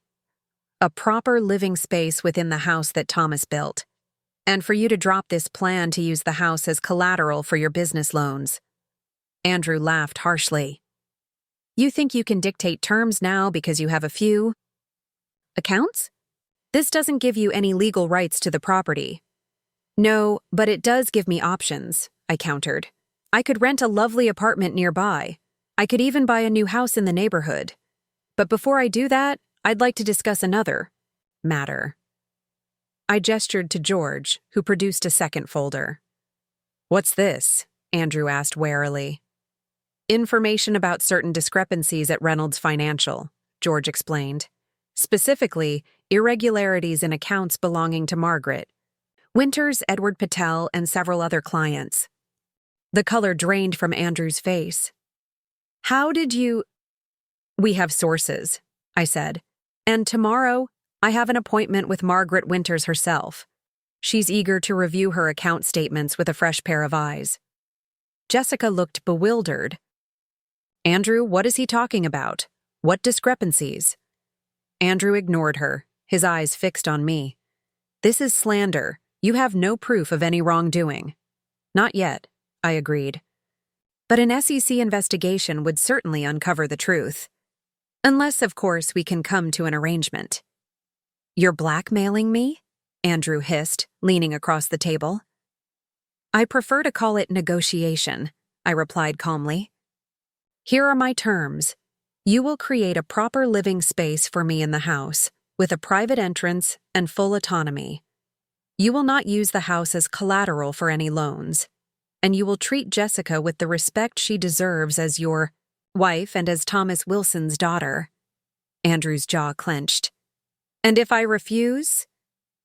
Then tomorrow I meet with Margaret Winters, the day after with the SEC. I imagine Robert wouldn't be pleased to have regulators combing through the firm's records. Just before an audit, the waiter arrived with our entrees, forcing a temporary ceasefire. Andrew sat rigid in his chair, not touching his food. Jessica looked between us, trying to piece together what was happening. Mom, are you saying Andrew's firm is doing something illegal? She finally asked. Before I could answer, Andrew cut in. Your mother is making baseless accusations because she's bitter about her living situation. There are no discrepancies at Reynolds Financial. Then you have nothing to worry about, George said cheerfully, cutting into his steak. The SEC investigation should clear everything up. Jessica set down her fork. Andrew, just tell me the truth. Is there something wrong with the company? The moment stretched as Andrew calculated his options. Finally, he spoke, his voice low and tense. There have been some irregularities in our reporting. Nothing illegal, just aggressive. Accounting practices. My father's methods are sometimes unconventional. Unconventional, George repeated. Is that what you call using new client funds to pay returns to existing clients when the actual investments have failed? Jessica gasped. That's a Ponzi scheme. Andrew glared at George. It's not that simple. We've had some investment losses. Yes, but we're working to recover. The loan would give us time to straighten everything out without anyone getting hurt. Except us, Jessica said quietly. If the investments don't recover, we'd lose our home. It won't come to that, Andrew insisted. I have a plan. I'm sure you do, I said. But it won't involve Jessica's house. Not anymore. Andrew's expression hardened as he realized he was cornered. Fine. You can have your living space in the house. We'll convert the east wing. Separate entrance, private bathroom, everything you want. But the SEC stays out of this. And the house remains untouched by business loans, I added, non-negotiable. After a tense moment, he nodded curtly. Agreed. I looked at Jessica, whose world was visibly crumbling around her. My heart ached. For her. The disillusionment, the betrayal. But the truth, however painful, was necessary. Jessica, I said gently, I'm sorry you had to find out this way, but you needed to know. Tears welled in her eyes. All this time, the way you treated Mom, the lies about the business. Was anything you told me true, Andrew? Andrew reached for her hand, but she pulled away. Jessica, everything I did was to protect you, to maintain our lifestyle. By defrauding people? By making my mother sleep in a garage while you renovated her house? She stood abruptly. I need some air. As she walked away, Andrew turned to me, his expression venomous. Are you satisfied now? You've ruined everything. No, Andrew, I replied calmly. You did that all on your own. I rose to follow Jessica, leaving George to handle Andrew.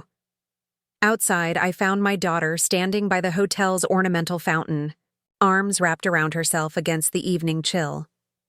Jess, I called softly.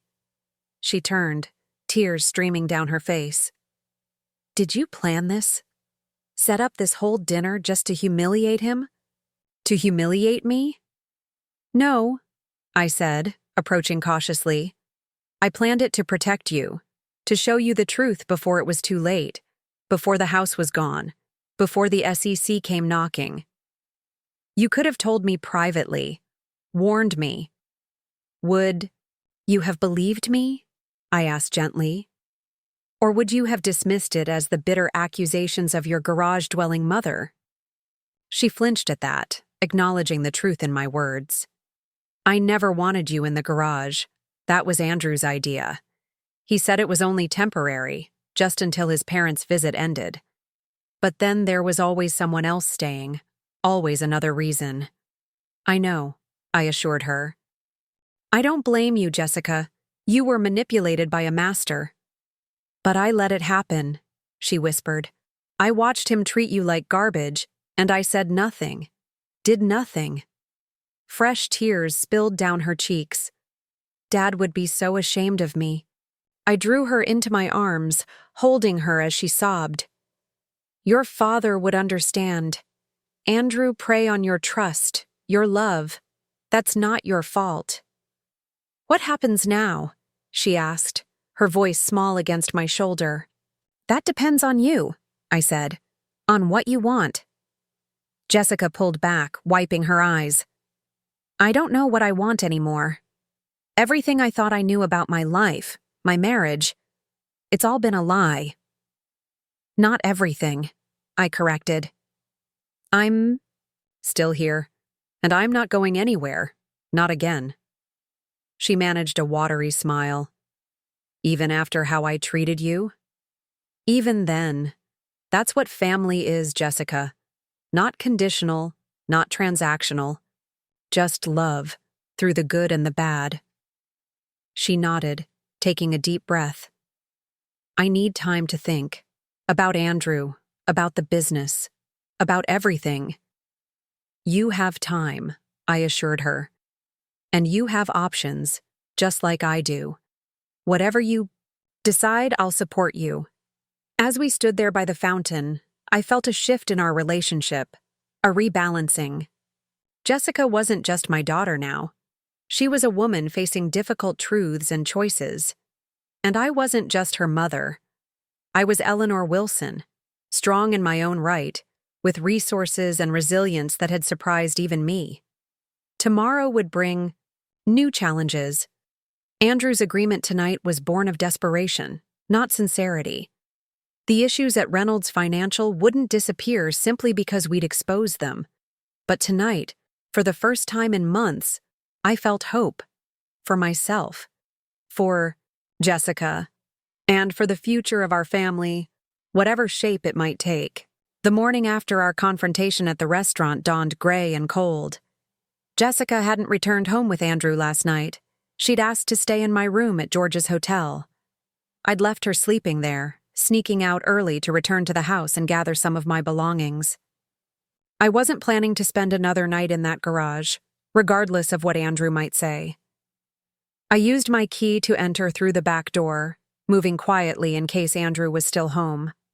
The kitchen was empty, pristine as always, but something felt off. A stillness hung in the air, too complete, too careful. I paused, listening. A soft, shuffling sound came from the direction of Thomas's old study, now Andrew's home office. I moved toward it, pushing the door open without knocking. Andrew sat at the desk, surrounded by stacks of papers. A shredder hummed beside him, its basket already overflowing with confetti-like strips. He looked up, startled. Then his expression hardened. Breaking and entering now, Eleanor? Hardly breaking when I have a key, I replied, eyeing the documents.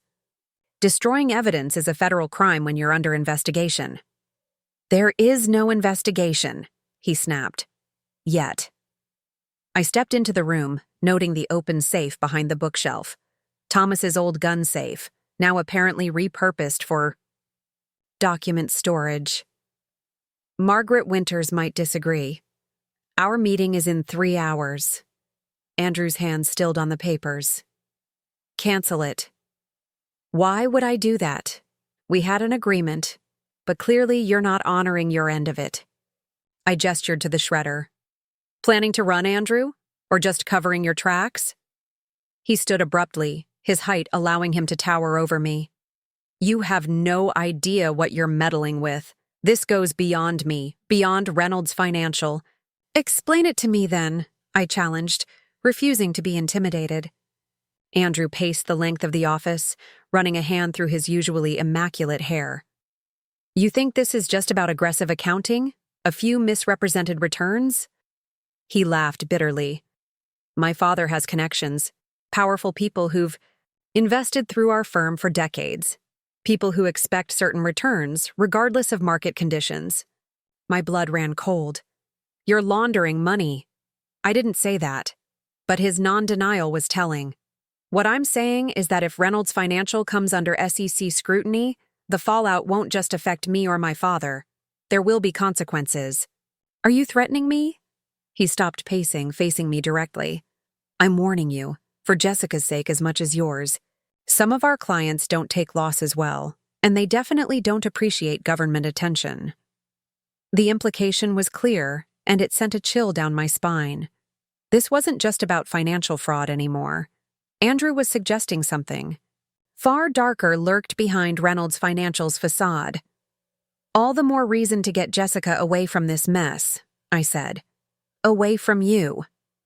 Andrew's expression shifted, a calculating gleam replacing the panic.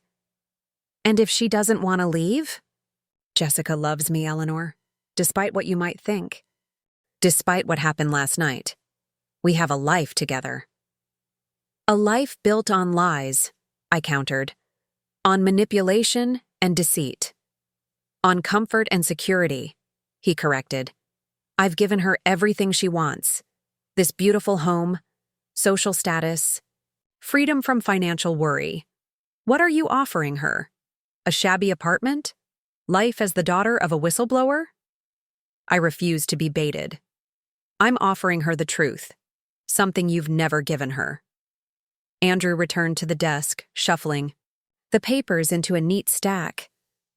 Truth is relative, Eleanor, and often less comfortable than a well-crafted narrative. He looked up, his smile cold. Do you really think Jessica will choose you over me? Over the life we've built? The question struck closer to home than I wanted to admit. Jessica had spent the night upset, confused, but Andrew had spent years cultivating his influence over her, isolating her from friends, making her dependent on his approval.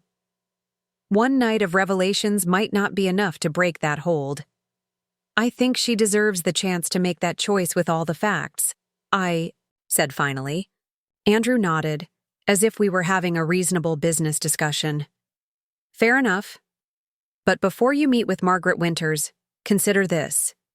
Jessica is still on the deed to this house. She's still my wife. If Reynolds Financial faces legal trouble, our assets could be frozen or seized, including this property. My stomach tightened. He was right. If the SEC investigated Reynolds and found evidence of fraud, Jessica could lose everything. Not because of anything she'd done, but because she was tied to Andrew legally and financially. You're using her as a human shield, I said, disgusted. I'm being practical, he replied. We all want what's best for Jessica. She doesn't deserve to be dragged into a financial scandal or left homeless because of your vendetta against me. This isn't a vendetta. It's justice for the people you've defrauded. Andrew shrugged. Justice is a luxury, Eleanor. Security is a necessity. Ask yourself what Jessica needs more right now. Before I could respond, my phone buzzed with a text from George. Jessica's awake, upset, asking for you.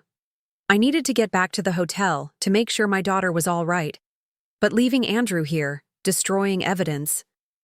Think about it, Andrew said, reading my indecision. I'll be here when you make your decision. I left without another word, troubled by the encounter.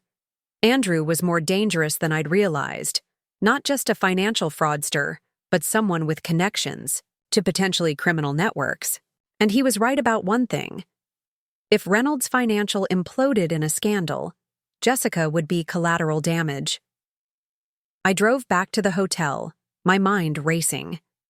The ideal outcome would be for Jessica to divorce Andrew before any SEC investigation became public, separating her legally from his financial misdeeds. But divorces took time, and Andrew didn't strike me as someone who would make the process easy. When I arrived at the hotel room, Jessica was sitting on the edge of the bed, staring at her phone. Dozens of missed calls and texts from Andrew illuminated the screen. He keeps saying it's all a misunderstanding, she said as I entered, that his business practices are aggressive but legal, that you're exaggerating because you're bitter about the garage. I sat beside her. What do you believe? I don't know anymore. She set the phone down. I've never seen the firm's books, never questioned how they generate the returns they promise clients. Andrew always said it was too complicated for me to understand. A convenient way to avoid scrutiny, I observed. Jessica nodded slowly. Last night, after you went to bed, I called his assistant, Megan. We've become friends over the years. She confirmed some things, said there have been client complaints that never get documented, that Andrew and Robert have a separate filing system for certain investors. The VIP list Olivia mentioned. Yes. Megan said some of those clients never come to the office, never meet with anyone but Robert or Andrew. She's processed wire transfers to offshore accounts for them. Jessica looked up, her eyes troubled. That's not normal, is it? For a legitimate financial advisor? No, I said gently. It's not. She took a shaky breath. I think I've been willfully blind, Mom. Not just about the business, but about everything. The way he treated you, the way he controls our life. I just didn't want to see it. I put my arm around her shoulders. We see what we want to see, especially when it comes to people we love. I don't know if I love him anymore, Jessica whispered. I'm not sure I even know who he is. Her phone buzzed again, another text from Andrew. This one she opened. We need to talk. Your mother doesn't understand what she's doing. People will get hurt. Jessica's hand trembled. Is he threatening you? He's trying to manipulate you, I said, though Andrew's warning in the study echoed in my mind. Creating fear to regain control. What should I do? She looked utterly lost, this daughter of mine who had always been so confident, so certain of her path. What do you want to do? I countered. This is your life, Jessica. Your marriage. I want. She paused, thinking. I want space to figure things out. Away from Andrew. Away from that house. I need to see clearly, without his influence. I squeezed her hand. Then that's what we'll do. George has offered his cabin in Vermont. It's remote, peaceful. You could stay there while you decide your next steps. What about you? What about the meeting with Margaret Winters? I hesitated. Andrew's warning about powerful clients and consequences weighed on me. If he was telling the truth, pursuing the investigation could put both Jessica and me at risk. But turning a blind eye meant the fraud would continue. More victims like Margaret would lose their savings, and Andrew would face no consequences for his actions. I'll reschedule with Margaret, I decided. George can drive you to the cabin today. I'll tie up some loose ends here and join you tomorrow. Jessica nodded, relief washing over her features. Thank you, Mom. For everything. For not giving up on me, even when I let him put you in that garage. Her voice broke. I'm so ashamed. We've all made mistakes, I assured her. What matters is what we do next. After Jessica left with George, I called Margaret Winters and postponed our meeting, citing a family emergency. She was understanding, but clearly disappointed. I've been going through my statements like you suggested, she said.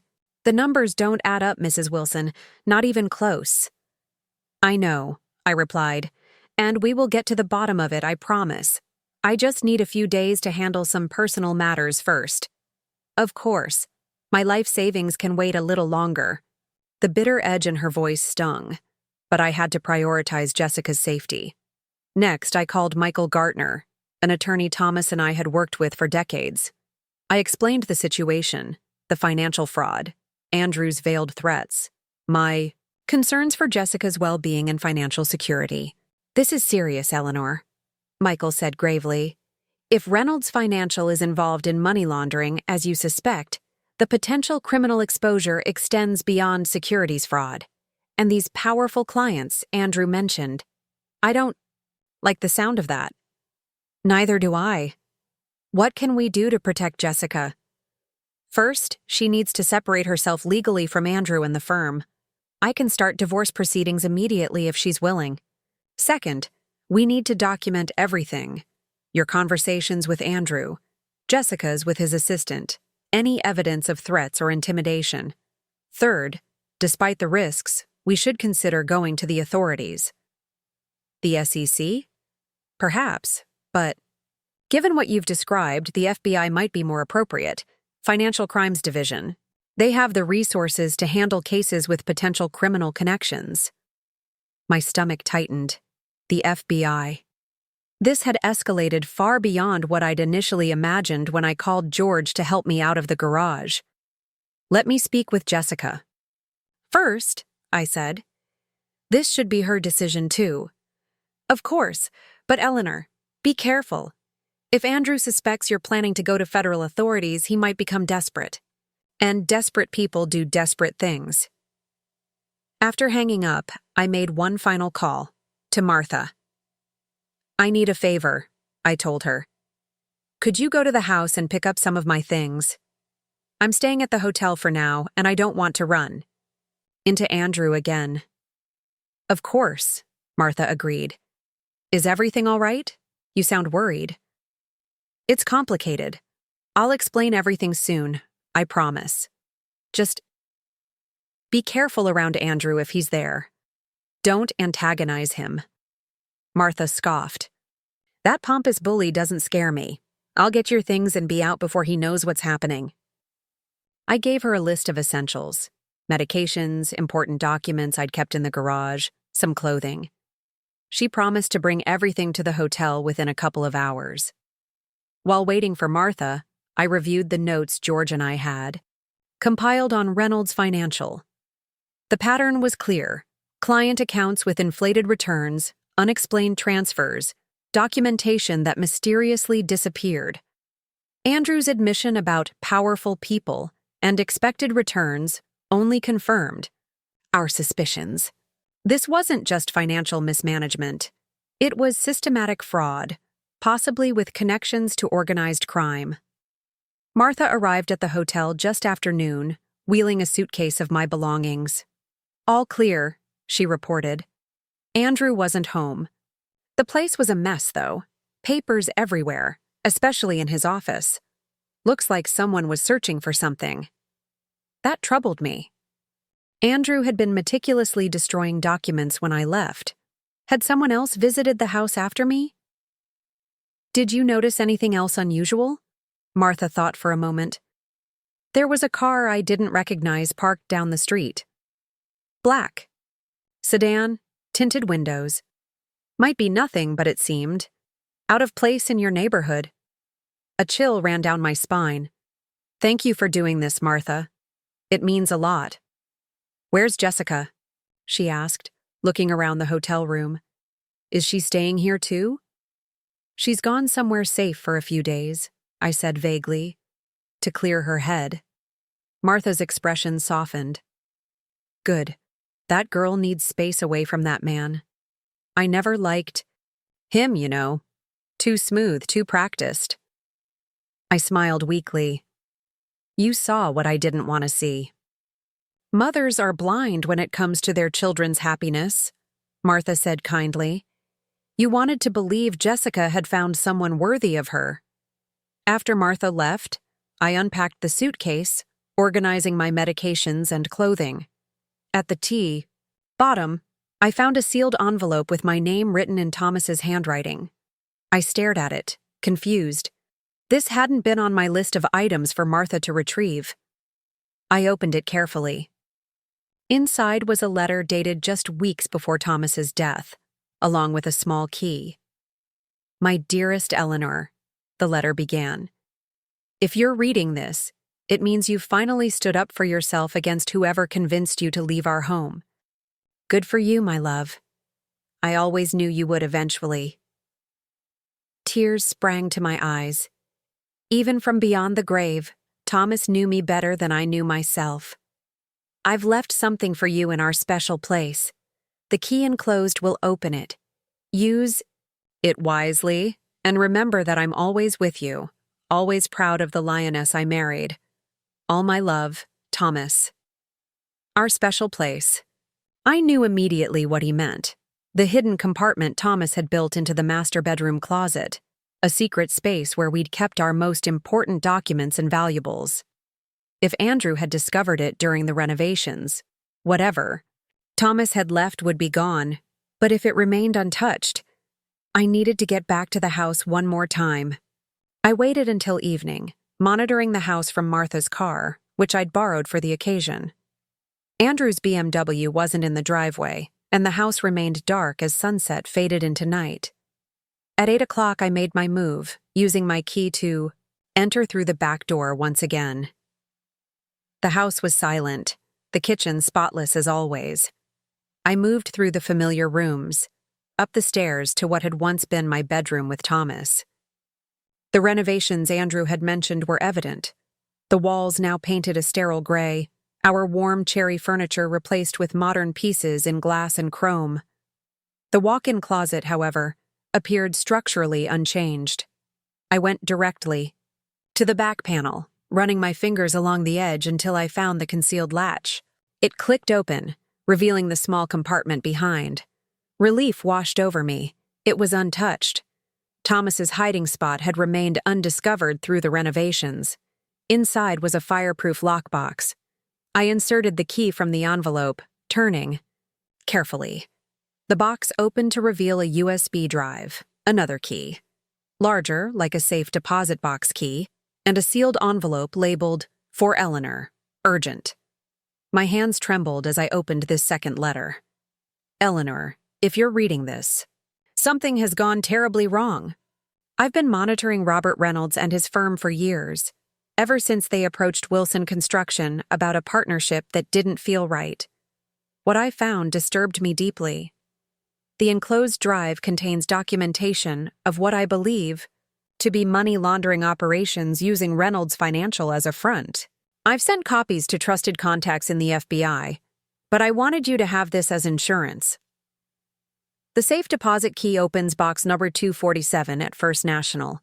Inside, you'll find additional documentation, enough to protect you and Jessica if Reynolds ever becomes a threat. Be careful, my love. These are dangerous people. Trust George. He knows everything. I love you always, Thomas. I sat back on my heels, stunned.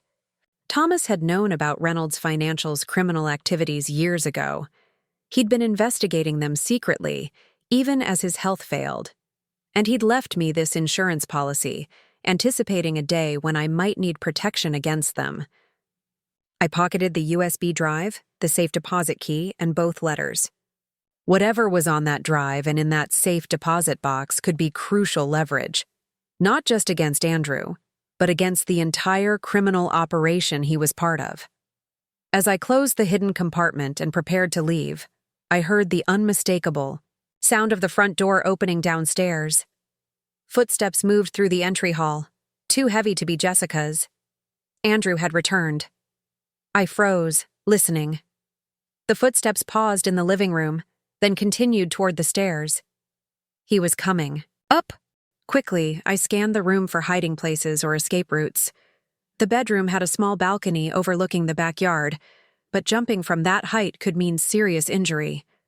The bathroom offered limited concealment. The closet where I stood had nowhere to hide except. I glanced up at the attic access panel in the closet ceiling.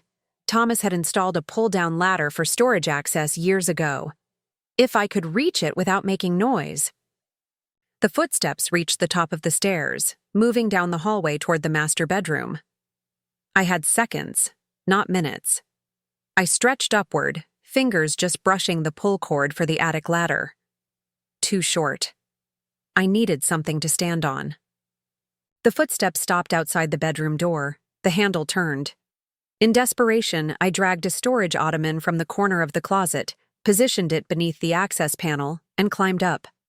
My fingers closed around the pull cord just as the bedroom door opened. I tugged the cord, wincing at the soft scraping sound as the ladder descended. The bedroom light flicked on, casting shadows into the closet. I scrambled up the ladder into the attic, pulling it closed behind me just as footsteps entered the closet below. Heart pounding, I lay flat on the attic floor, attempting to control my breathing. Through the thin panel, I could hear Andrew moving around the closet, opening drawers, pushing hangers aside. Was he looking for something specific, or had he somehow sensed my presence? "I know you were here, Eleanor," his voice called, startlingly, clear through the floor. "Your perfume lingers. Japanese cherry blossom, isn't it?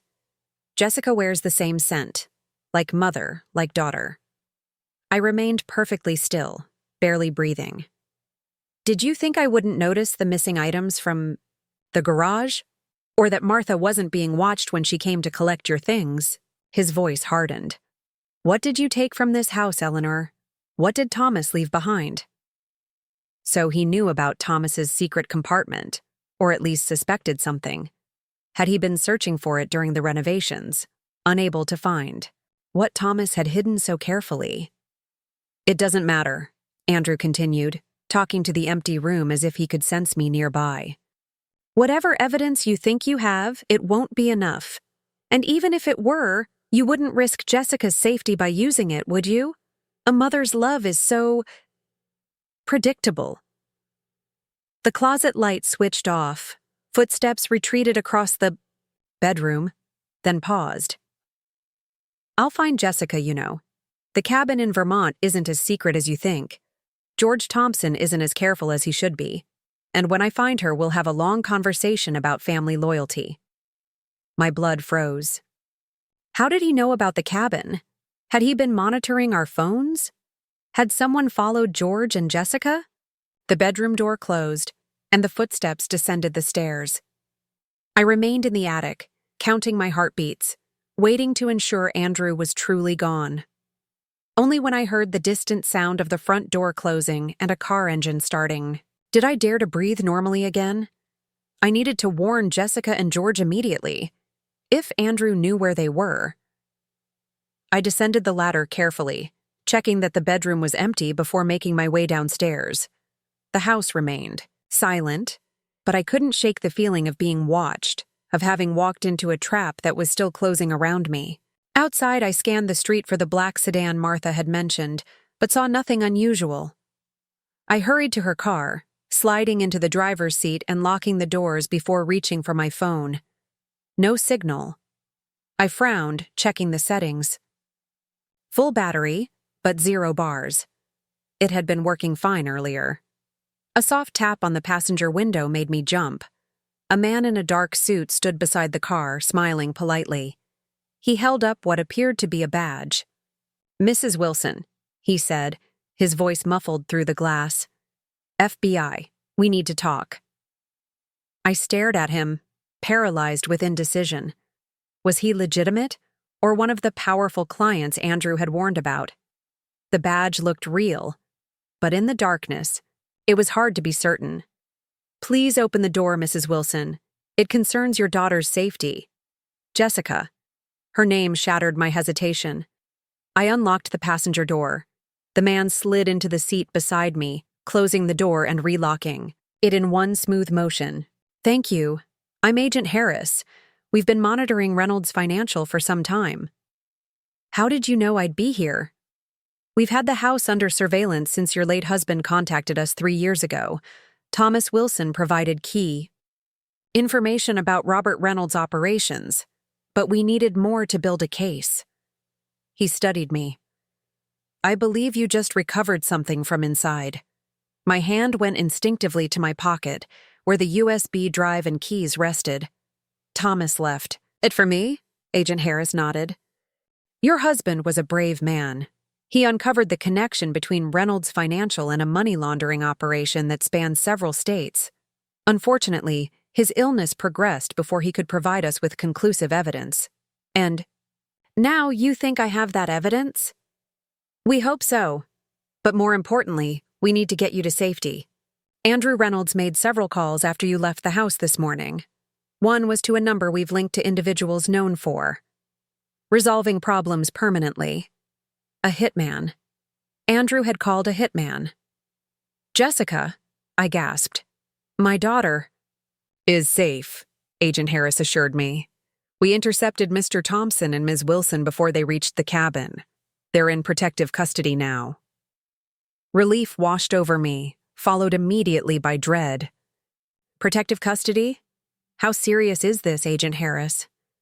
Serious enough that we need to move you immediately. Reynolds knows you have evidence that could destroy his operation and implicate his criminal associates.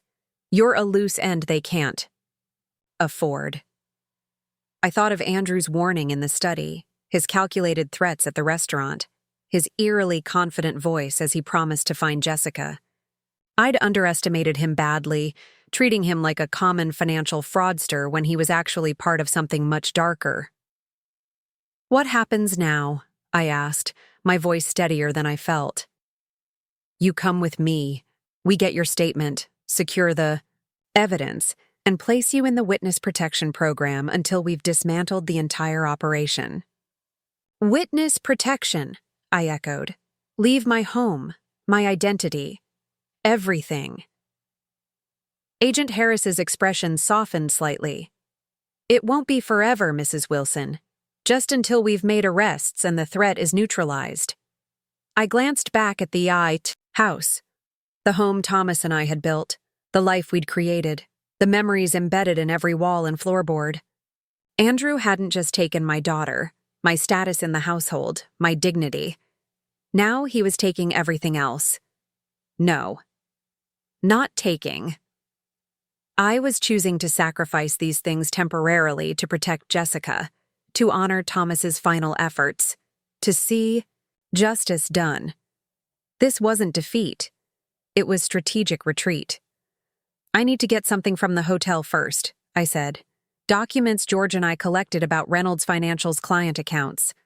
Agent Harris checked his watch. We can send someone to retrieve them. Right now, our priority is getting you to a secure location. As we drove away from the neighborhood, I watched the familiar streets recede in the side mirror. Thomas had known this might happen. He'd prepared for it, left me the tools I needed to protect myself and Jessica when the time came. My brilliant, foresighted husband, planning for contingencies even as he faced his own mortality. You okay, Mrs. Wilson? Agent Harris asked, noting my silence. Eleanor, I corrected. And yes, I'm okay. I've survived worse than Andrew Reynolds. Your husband mentioned you were formidable, he said with a slight smile. Said you were the backbone of everything he built. He exaggerated, I replied, though the compliment warmed me. But I am resilient. As we merged onto the highway, heading toward an uncertain future, I thought of Jessica, safely in protective custody. Of George, who had come when I called, no questions asked. Of Thomas, whose love and foresight protected me even now. I wasn't alone in this fight. I never had been. Andrew had underestimated me from the beginning, seeing only an aging widow, a garage-dwelling burden, a woman past her prime and usefulness. His blindness had been his weakness, and now it would be his downfall. Eleanor Wilson might be entering witness protection tonight, leaving behind the home she had built and the life she had known. But she was taking with her something Andrew could never touch or tarnish: her dignity, her strength, and the evidence that would ensure justice was finally served. 18 months can change everything. The woman who stared back at me from the mirror hardly resembled Eleanor Wilson anymore. My silver hair was now chestnut brown, cut in a stylish bob instead of my traditional longer style. I'd lost weight, stress will do that to you, and gained muscle from the self-defense classes the FBI had recommended. Even my wardrobe had transformed, trading conservative classics for more contemporary pieces that helped maintain my cover identity. Diana Phillips. That's who I'd been since that night Agent Harris had whisked me away from Maplewood. Diana Phillips, retired library administrator, from Oregon, now living quietly in a southwestern town whose name I'd never even heard before the relocation. The apartment was pleasant enough. 2 bedrooms, a small balcony overlooking desert landscaping, community pool that I never used. But it wasn't home.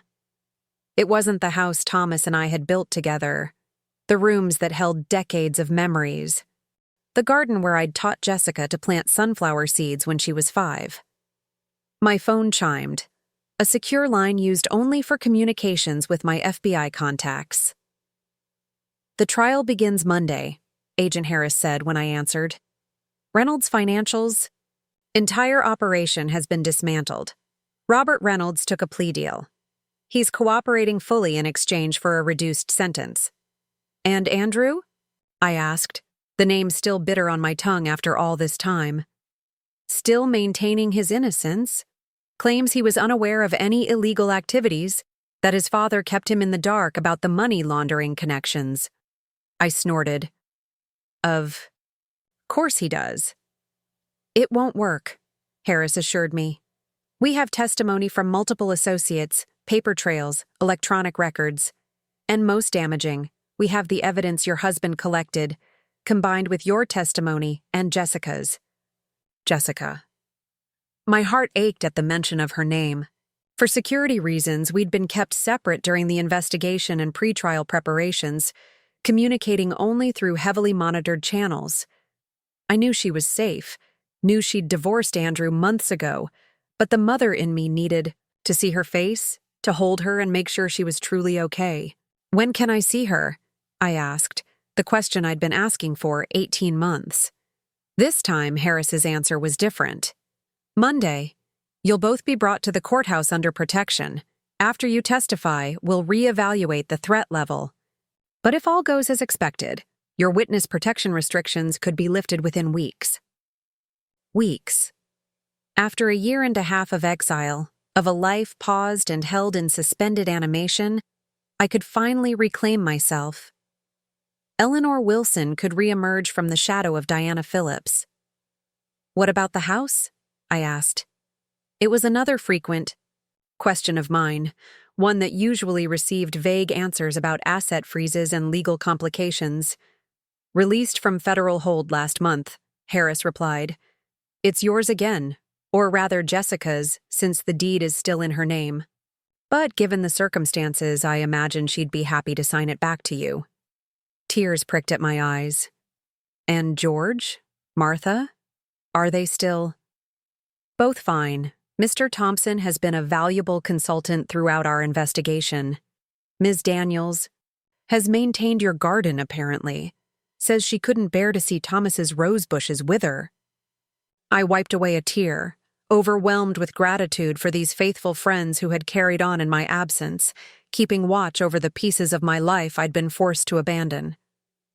"Thank you, Agent Harris, for everything. Just doing my job." "Eleanor?" His voice softened slightly. "Though I'll admit your case has been memorable. Not many witnesses stay so composed during such a prolonged process." I smiled wryly. I had good motivation. Seeing Andrew Reynolds face justice is worth every inconvenience. After hanging up, I walked to the balcony, staring out at the unfamiliar landscape. The desert sunset painted the sky in shades of orange and pink that still seemed alien to me after a lifetime in Connecticut's lush greenery. Beautiful, but not mine. Never mine. Monday couldn't come soon enough. The federal courthouse was imposing, all stone and authority, designed to make ordinary citizens feel small in the face of the law. I sat in the back of an unmarked sedan, flanked by 2 agents, watching the media gathered on the steps. The Reynolds financial scandal had exploded into national news once the FBI had moved against Robert and Andrew. The scope of their crimes, securities fraud, money laundering, tax evasion, and connections to organized crime figures had captivated the public's imagination. "Ready, Mrs. Wilson?" Agent Harris asked from the front seat. I smoothed my navy blue dress, chosen carefully for this moment, professional but not severe. As ready as I'll ever be. They escorted me through a side entrance, bypassing the cameras and reporters. Through secure corridors and checkpoints, never lingering, always moving with purpose. Finally, we reached a private waiting room where witnesses were being sequestered before testimony. And there she was. "Mom!" Jessica flew across the room, nearly knocking me over with the force of her embrace. I held her tightly, breathing in the familiar scent of her shampoo, feeling the solidity of her presence after so many months of separation. "Let me look at you," I said, stepping back to study her face. She looked older, more mature than the woman I'd left behind. There was a gravity to her expressions now, a stillness that spoke of hard lessons learned. But her eyes, Thomas's eyes, were clear and direct, without the haunted quality they'd held during those final days with Andrew. "You look different," she said, taking in my transformed appearance. "The hair." "Temporary," I assured her. "Another few weeks, and I can go back to being a proud silver fox." She smiled, though tears shimmered in her eyes. "I've missed you so much, Mom. The check-ins with the agents weren't enough. I had so much I wanted to say, to apologize for—" "None of that," I interrupted gently. "We were both manipulated by a master. What matters is that we're here now, together, and Andrew is finally facing consequences." We sat side by side, hands clasped, as an assistant district attorney briefed us on what to expect during testimony. Jessica would go first, establishing Andrew's controlling behavior and financial deceptions in their personal life. I would follow, detailing my discoveries about Reynolds Financial's client fraud and the evidence Thomas had uncovered. "Remember," the ADA emphasized, "stick to what you personally witnessed or experienced. No speculation or hearsay. Andrew's defense will try to paint you both as vindictive, emotional women seeking revenge for personal slights." "Convenient," I remarked dryly. When we trusted him, we were naive and easily manipulated. Now that we're testifying against him, we're calculating and vindictive.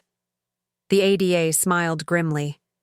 "Welcome to the justice system, Mrs. Wilson. But don't worry, the paper trail doesn't lie, and we have mountains of it."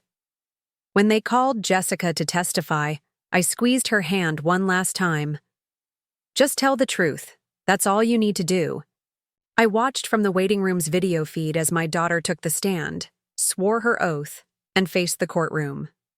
Andrew sat at the defense table, impeccably dressed as always, his expression a careful mask of injured innocence. The sight of him still made my blood boil, but I forced myself to remain calm, to focus on Jessica's testimony. She was magnificent, clear, composed, specific in her recollections. She detailed how Andrew had isolated her from friends, controlled their finances, and reacted with escalating anger when challenged. She described discovering client complaints that had been hidden, overhearing conversations about special handling for certain investors, witnessing document destruction before audits. When the defense attorney rose for cross-examination, his approach was exactly as predicted, painting Jessica as a spoiled heiress who turned against her husband when he insisted on financial responsibility. "Mrs. Reynolds," Wilson, Jessica corrected firmly. I've resumed my maiden name. The attorney barely paused.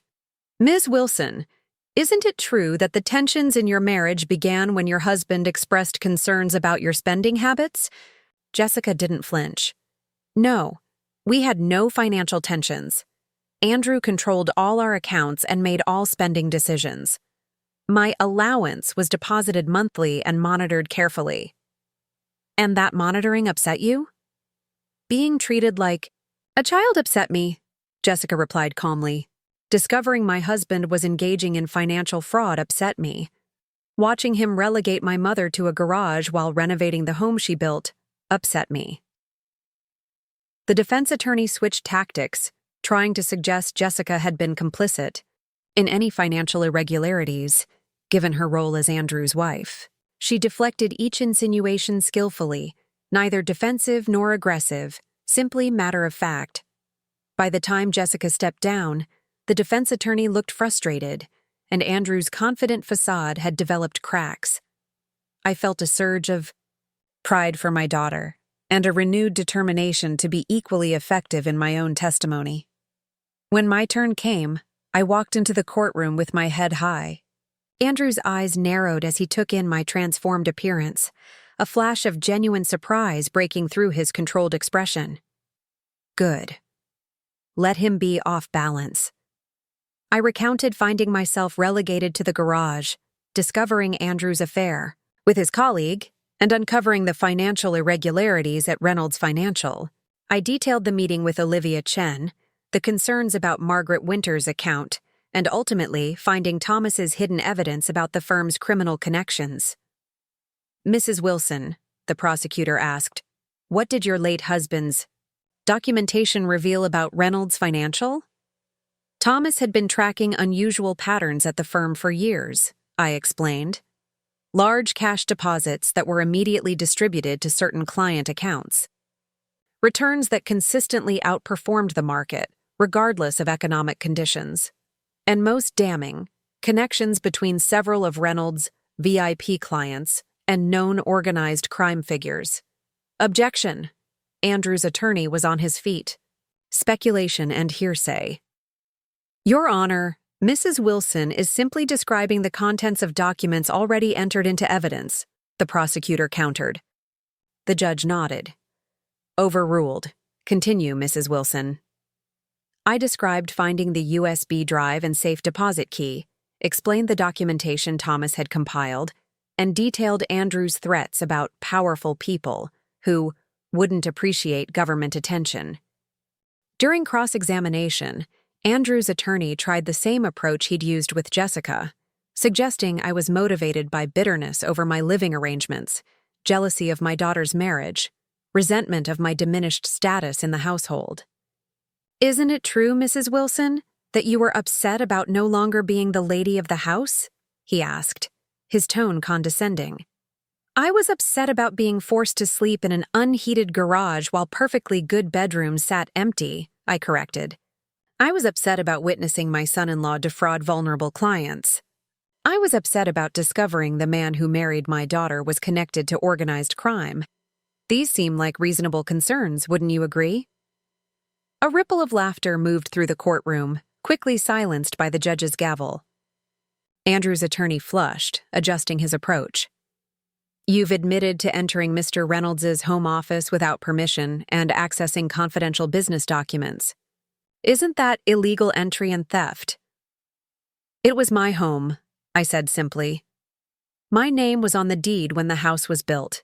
The garage where I was forced to live was part of that property, and the documents I accessed were left to me by my late husband, hidden in a compartment he built specifically for our use. Nothing was stolen. It was already mine.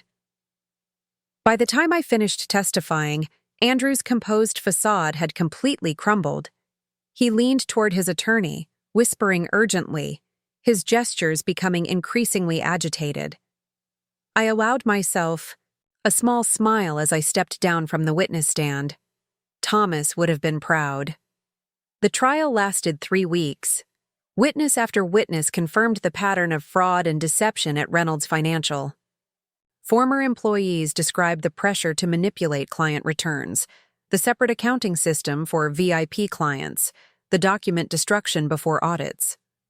Financial experts detailed how the firm had operated essentially as a Ponzi scheme, using new client funds to pay returns to existing clients while skimming millions for personal use. Most damaging were the testimonies from Robert Reynolds' criminal associates, who had flipped on the family in exchange for reduced sentences. They described how Reynolds Financial had laundered money from drug trafficking, illegal gambling, and labor racketeering operations across 3 states. Through it all, Andrew maintained his innocence, insisting he'd been unaware of his father's criminal connections. But the evidence told a different story. Phone records, email communications, offshore accounts in Andrew's name filled with unexplained cash deposits. On the final day of the trial, I sat beside Jessica in the gallery, our hands clasped tightly as we awaited the verdict. George Thompson sat on my other side, a solid, reassuring presence. Martha had come too, along with several of the defrauded clients, including Margaret Winters. When the jury foreman stood, the courtroom fell silent. On the count of securities fraud, we find the defendant, Andrew Reynolds, guilty. Jessica's hand tightened around mine. On the count of money laundering, we find the defendant guilty. My eyes fixed on Andrew's back, watching his shoulders slump incrementally with each guilty verdict. On the count of conspiracy to commit wire fraud, we find the defendant guilty. By the time all 15 counts had been read, Andrew's carefully crafted facade had completely collapsed. When he turned to look back at Jessica one last time before being led away, his expression wasn't of a polished financial advisor or calculating criminal. It was simply of a man who had lost everything. "Court is adjourned," the judge announced, bringing down his gavel with a definitive crack. Outside the courthouse, standing on the same steps where reporters had gathered for weeks, breathed deeply of the Connecticut air. After 18 months in witness protection, it felt like coming back to life. "What now?" Jessica asked, linking her arm through mine as we walked toward George's waiting car. "Now we go home," I said simply. Home. The word held such power after so long away. And yet, as we drove through familiar neighborhoods toward the house Thomas had built, I wondered what home would mean now. The physical structure remained, but everything else had changed. Jessica, me, our relationship, our understanding of the world and the people in it. The house came into view as we rounded the corner. Thomas's colonial, with its distinctive roofline and wraparound porch. Martha had indeed kept up the garden. Thomas's prized roses were blooming along the front walk, a riot of red and pink. Against the white siding. "I had the garage demolished," Jessica said as we pulled into the driveway. "Started the renovations last month, once the property was released from federal hold. Where the detached garage had once stood was now the foundation for a new structure, an addition to the main house. From the looks of it, with large windows and a separate entrance." "What is it?" I asked, stepping out of the car. Jessica smiled.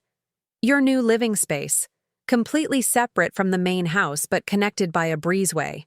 Your own kitchen. Living room, 2 bedrooms. Independence with proximity. Isn't that what you always wanted?" Tears filled my eyes as I embraced my daughter. "It's perfect," I whispered. "I should have done this 2 years ago," Jessica said, her voice thick with emotion. "Instead of letting him—" "No more looking back," I interrupted gently. "We've both learned our lessons. Now we move forward." As we walked toward the house, our house, I felt Thomas's presence around me, in the solid beams he'd selected, the careful craftsmanship he'd insisted upon, the home he'd built to last generations. He'd known, somehow, that we would need this foundation to weather the storms that came. Inside, Martha had prepared a welcome home dinner. The dining room table, Thomas's cherished cherry wood that had somehow survived Andrew's renovations, was set for 4. George uncorked a bottle of champagne, raising a toast to justice served and new beginnings. Later, as sunset painted the living room in golden hues, I stood at the window watching the changing light play across the lawn where Jessica had learned to walk, where Thomas and I had hosted summer barbecues, where a family had grown and changed and endured. "I signed the deed back to you this morning," Jessica said, joining me at the window. "The house is yours again." I shook my head. "No, it should be ours. Both our names on the deed, equal partners. No more imbalance, no more power dynamics." Jessica smiled, leaning her head against my shoulder. "Deal." As darkness fell, I thought about the long journey that had brought us to this moment. From the garage to witness protection to the courtroom, and finally, back home. Andrew had thought he could discard me, reduce me to nothing more than an inconvenient old woman to be tucked away and forgotten. He'd underestimated me. Underestimated the strength that comes from building a life, a home, a family with your own hands. Underestimated the resilience that develops through decades of weathering life's challenges. Underestimated the power of a mother determined to protect her child, even from dangers the child cannot see. Most of all, he'd underestimated what can happen when that mother makes one phone call, setting in motion events that would ultimately bring down an entire criminal enterprise. I was Eleanor Wilson, 69 years old, widow of Thomas Wilson, mother of Jessica, builder of homes and lives. I had survived being relegated to a garage, separated from my daughter, and stripped of my identity. I had emerged stronger, wiser, and, finally, triumphant. As Martha and George prepared to leave for the evening, Jessica touched my arm. "Stay here tonight? Your suite isn't quite finished, but your old bedroom is ready. I'd feel better knowing you were here." "Of course," I said, squeezing her hand. "I'm not going anywhere, not anymore." Later, lying in the bedroom where Thomas and I had spent so many years, I felt a sense of completion, of coming full circle. Andrew was gone, facing decades in federal prison. The house was ours again, being reshaped to reflect our new understanding of family and boundaries. Jessica and I were healing, our relationship stronger for having been tested. I had given my daughter our family home, and her husband had made me sleep in the garage. But in the end, one phone call had changed everything, restored justice, reclaimed our legacy, and brought me home at last. Up next, you've got 2 more standout stories right on your screen. If this one hit the mark, you won't want to pass these up. Just click and check them out.